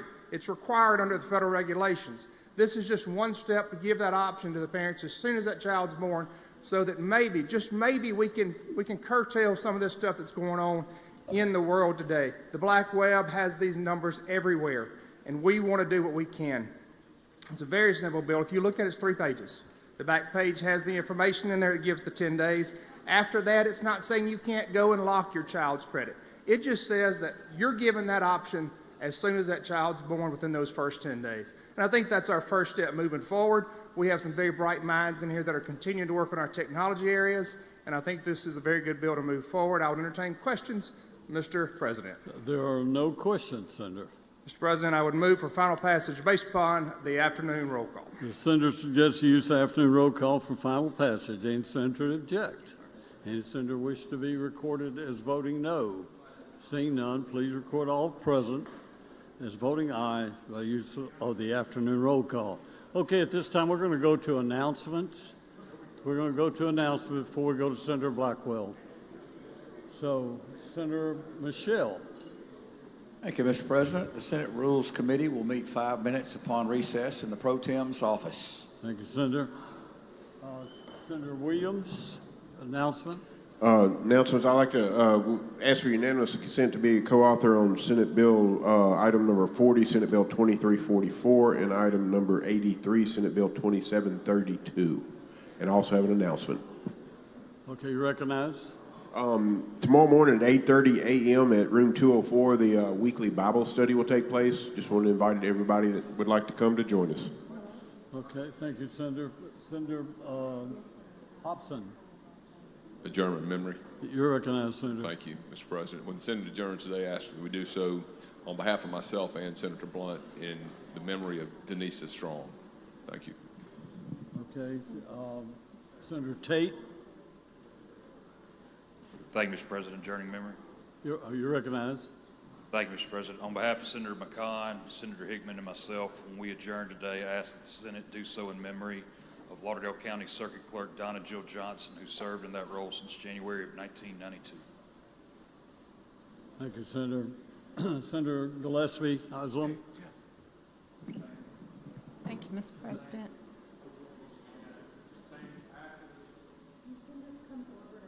Yeah. Yeah. Okay. Well, add Senator Delano. Yes, Senator. Okay, thank you. I would like to be added to the bill 2732. Co-author of 2732. Okay. Next, Senator Blunt. Thank you, Mr. President. With unanimous consent, I would ask to be added as co-author to item number 42 on today's calendar, Senate Bill 2522. Thank you, Senator Blunt. Senator Younger. Senator Younger. Oh, I'm sorry. I'd like to be added to the number Senate Bill 2618, please. Number 71. Please add Senator Younger. Senator Blackwell, do you have an announcement before our announcement? I have a request and an announcement. Okay, well, how about the request, Senator? With unanimous consent, I'd like to be added as co-author to item number 4 on today's calendar, 2272. Thank you, Senator. And the announcement is, I want to remind the body that there's a legislative reception being held by the Mississippi Hospital Association over at the Capitol Club. It's starting now. Thank you, Senator. I'll come back to you later. Excuse me, Senator Boyd, I believe you're next. Yes, Mr. President, I'd like to ask for unanimous consent to be added as a co-author on item number 83, Senate Bill 2732. Thank you, Senator. Let's see, Senator DeBar. Thank you, Mr. President. I have 2 adjournment memories. You recognize, Senator. Thank you. First, Ms. Nell Gray, she was a longtime alderman for the town of Leesville, passed away, as well as Mr. Wilbur Ward, who was a George County Circuit Clerk for 32 years. He passed away over the weekend. Thank you, Senator. Thank you, Senator. Senator Wiggins, I believe you're next. Thank you, Mr. President. Request unanimous consent to be added as a co-author on item 69, Senate Bill 2264. 2264. Thank you, Senator. Senator Sarita Simmons. Thank you, Mr. President. With unanimous consent, I would like to be added as co-author for item number 47, Senate Bill 2571, item number 14, Senate Bill 2909, Item number 40, Senate Bill 2344. Item number 40, 2522. And item number 83, 2732. Thank you. Thank you, Senator. Senator McMahon, I rise for an adjourned memory. you're recognized, sir. On behalf of Senator Bryan and myself, I ask the Senate today to adjourn in memory of Lee County Deputy Sheriff Rick Hatter, killed last week in the line of duty while directing traffic at a local school. Second officer we've lost at that location in the last several years. Thank you, Senator. Senator Hickman, you recognized. Adjourn in memory, Mr. President. When the Senate adjourns today, I ask you adjourn on behalf of myself and Senator Lane Taylor. We ask that you adjourn on behalf of the memory of Mr. Wayne Hill, Dr. Wayne Hill, who was the father of Mayor Will Hill there in Louisville, Mississippi. Thank you, Senator. Senator England, Thank you, Mr. President. I'm going to adjourn in memory. you recognized. Ladies and gentlemen, when we adjourn today, I ask that we do so in the memory of Mr. Brad Arnold. He was from Escataba, singer-songwriter for Three Doors Down. He passed away on Saturday. I'd like to adjourn in his memory, please. Thank you. Thank you, Senator. Senator Harkins, you recognized. Adjourn in memory. You recognize, Senator. When the Senate adjourns today, I ask they adjourn in memory of a good friend of mine's mother, Susan Becks, passed away. Thank you, Senator Harkins. All right, next, Senator Whaley. For announcement, please. You recognize. Thank you, Mr. President. I'd like to remind the Senate that this afternoon, after we adjourn, we have the Dixie National Junior Livestock Showmanship, where you go and partner with one of the students from your district. If you don't have a student from your district there showing and you want to participate, we can sure find you one. Please come down. Thank you, Senator. Senator Seymour for announcement. I'd like to ask the Senate for unanimous consent to be added to item number 68, Senate Bill 2263. Let's go, Arthur. Thank you, Senator. Senator Mumford. Thank you, Mr. President. Request for unanimous consent to be added as a co-author to Senate Bill number 2522. It's item number 42. Thank you, Senator. Okay, next, Senator Delano. Let me rise for a request of unanimous consent on, or to be added as co-author on item number 83, Senate Bill 2732. Mr. President, thank you. Thank you. Senator Gillespie Islam for announcement.